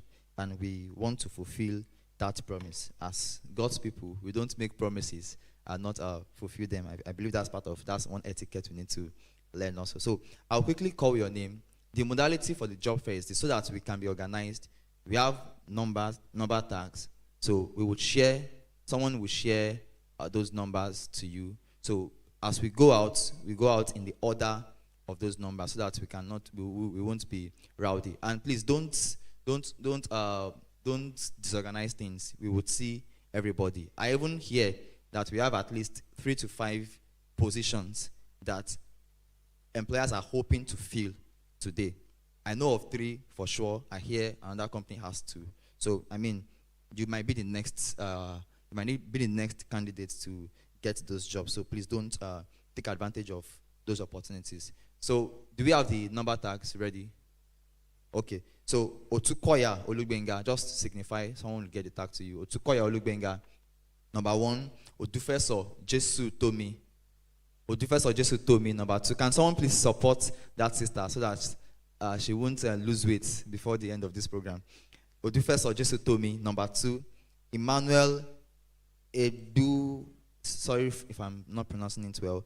Edu Kichi. Number 3, Emmanuel Edu Kichi. Emmanuel Edu Kichi. Okay, it's not here. Arewa Michael. Sorry, this writing is Arewa Michael.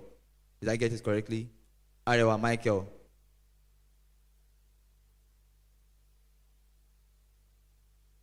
Okay, you want them to get up as I call them. Okay, we actually have announcements to take. Okay, let's do it this way. What do you say? All right, so please, let's just applaud Mrs. Lara Yeku. She would help us with the announcement. She would take the closing prayer also. Afterwards, we'll coordinate the job fair session. Thank you very much. Please keep clapping till she starts talking. Thank you so much. How has it been so far? Great, good, fantastic. Thank you. A couple of announcements as we shut down the first segment of this event. We encourage participants to follow us on our social media handle. Please follow us. There will be a feedback form that will be posted in the platforms where we've all been put. So please give us your feedback. There's a quote that reads that feedback is the food for champions. And we'd like to take those feedback so that next year we can improve on that. The expectation is we believe God has touched lives. We believe seeds have been sown today according to Ecclesiastes 11:6. Everything that we have done today, we are expectant, and we do believe testimonies will abound. So please, when you have that testimony, when it arrives, when you've gotten that job, please feel free to reach back to us and share your testimonies in the WhatsApp group. I think that will be all the announcement. Can we please be on our feet as we take the closing prayer? In Jesus' name, in the mighty name of Jesus.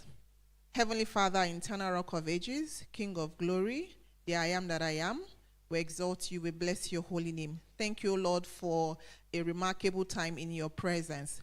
Thank you, Father, for all the participants that came here today. Thank you, Lord, for all the speakers that you used to minister your words into our hearts. Almighty God, we pray as the seed has been sown in our hearts, they will germinate and they will reap rich fruits in the name of Jesus.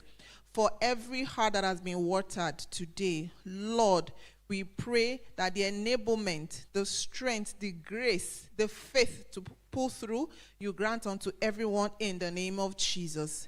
We pray for all our speakers today that have watered us. Lord, you water them in return in the name of Jesus. Lord, we pray for the committee and the leadership that have put in so much effort as well. Lord, you will replenish in thousandfolds in the name of Jesus all that their heart desires. As our participants leave today, your grace will go with them. Your grace will go before them. They will continue to find favor in the sight of men and in your sight in the name of Jesus. Lord, testimonies will abound from yesterday and today's session in the name of Jesus. Thank you, Father. Thank you, King of Glory, because indeed we'll come back and we shall all testify to the glory and the greatness of your name. In Jesus' matchless name we have prayed. Praise the Lord. Praise the living Jesus. Is somebody excited? Let's shout 3 powerful hallelujah. Hallelujah. Hallelujah. Hallelujah. Thank you. Thank you very much. We'd also like to say thank you to our online audience. We appreciate you. We thank you. We believe that you have also benefited of all these things that we have benefited from also, and that your lives also will not remain the same. Thank you very much. All right, for the job fair, let's make it as orderly as possible. Let's make it as orderly as possible. So I stopped at number 4, Arewa Michael. Maybe you should just come out and collect the tag. Okay, Emmanuel Edukichi.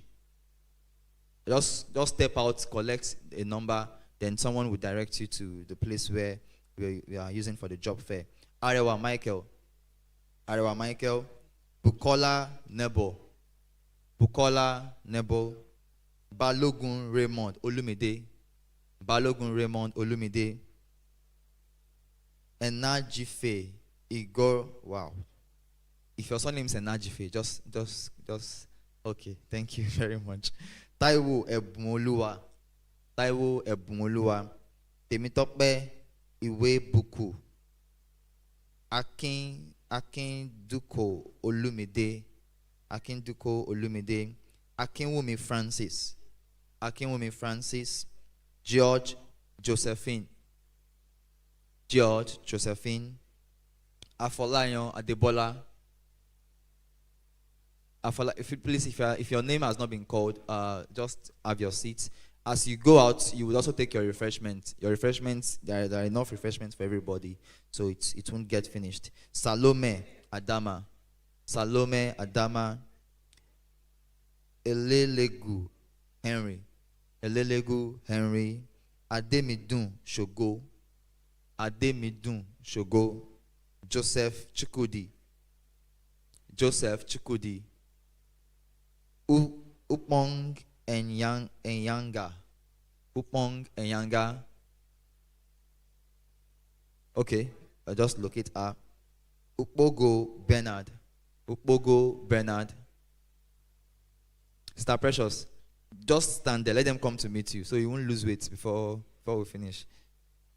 Upogo Bernard. Upogo Bernard.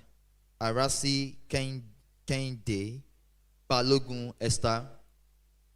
Waneri Lilian Ugochi. Waneri Lilian Ugochi. Bamijo Dada. Bamijo Dada. Chelsea. Chelsea. Kuponiyi Mofoluke.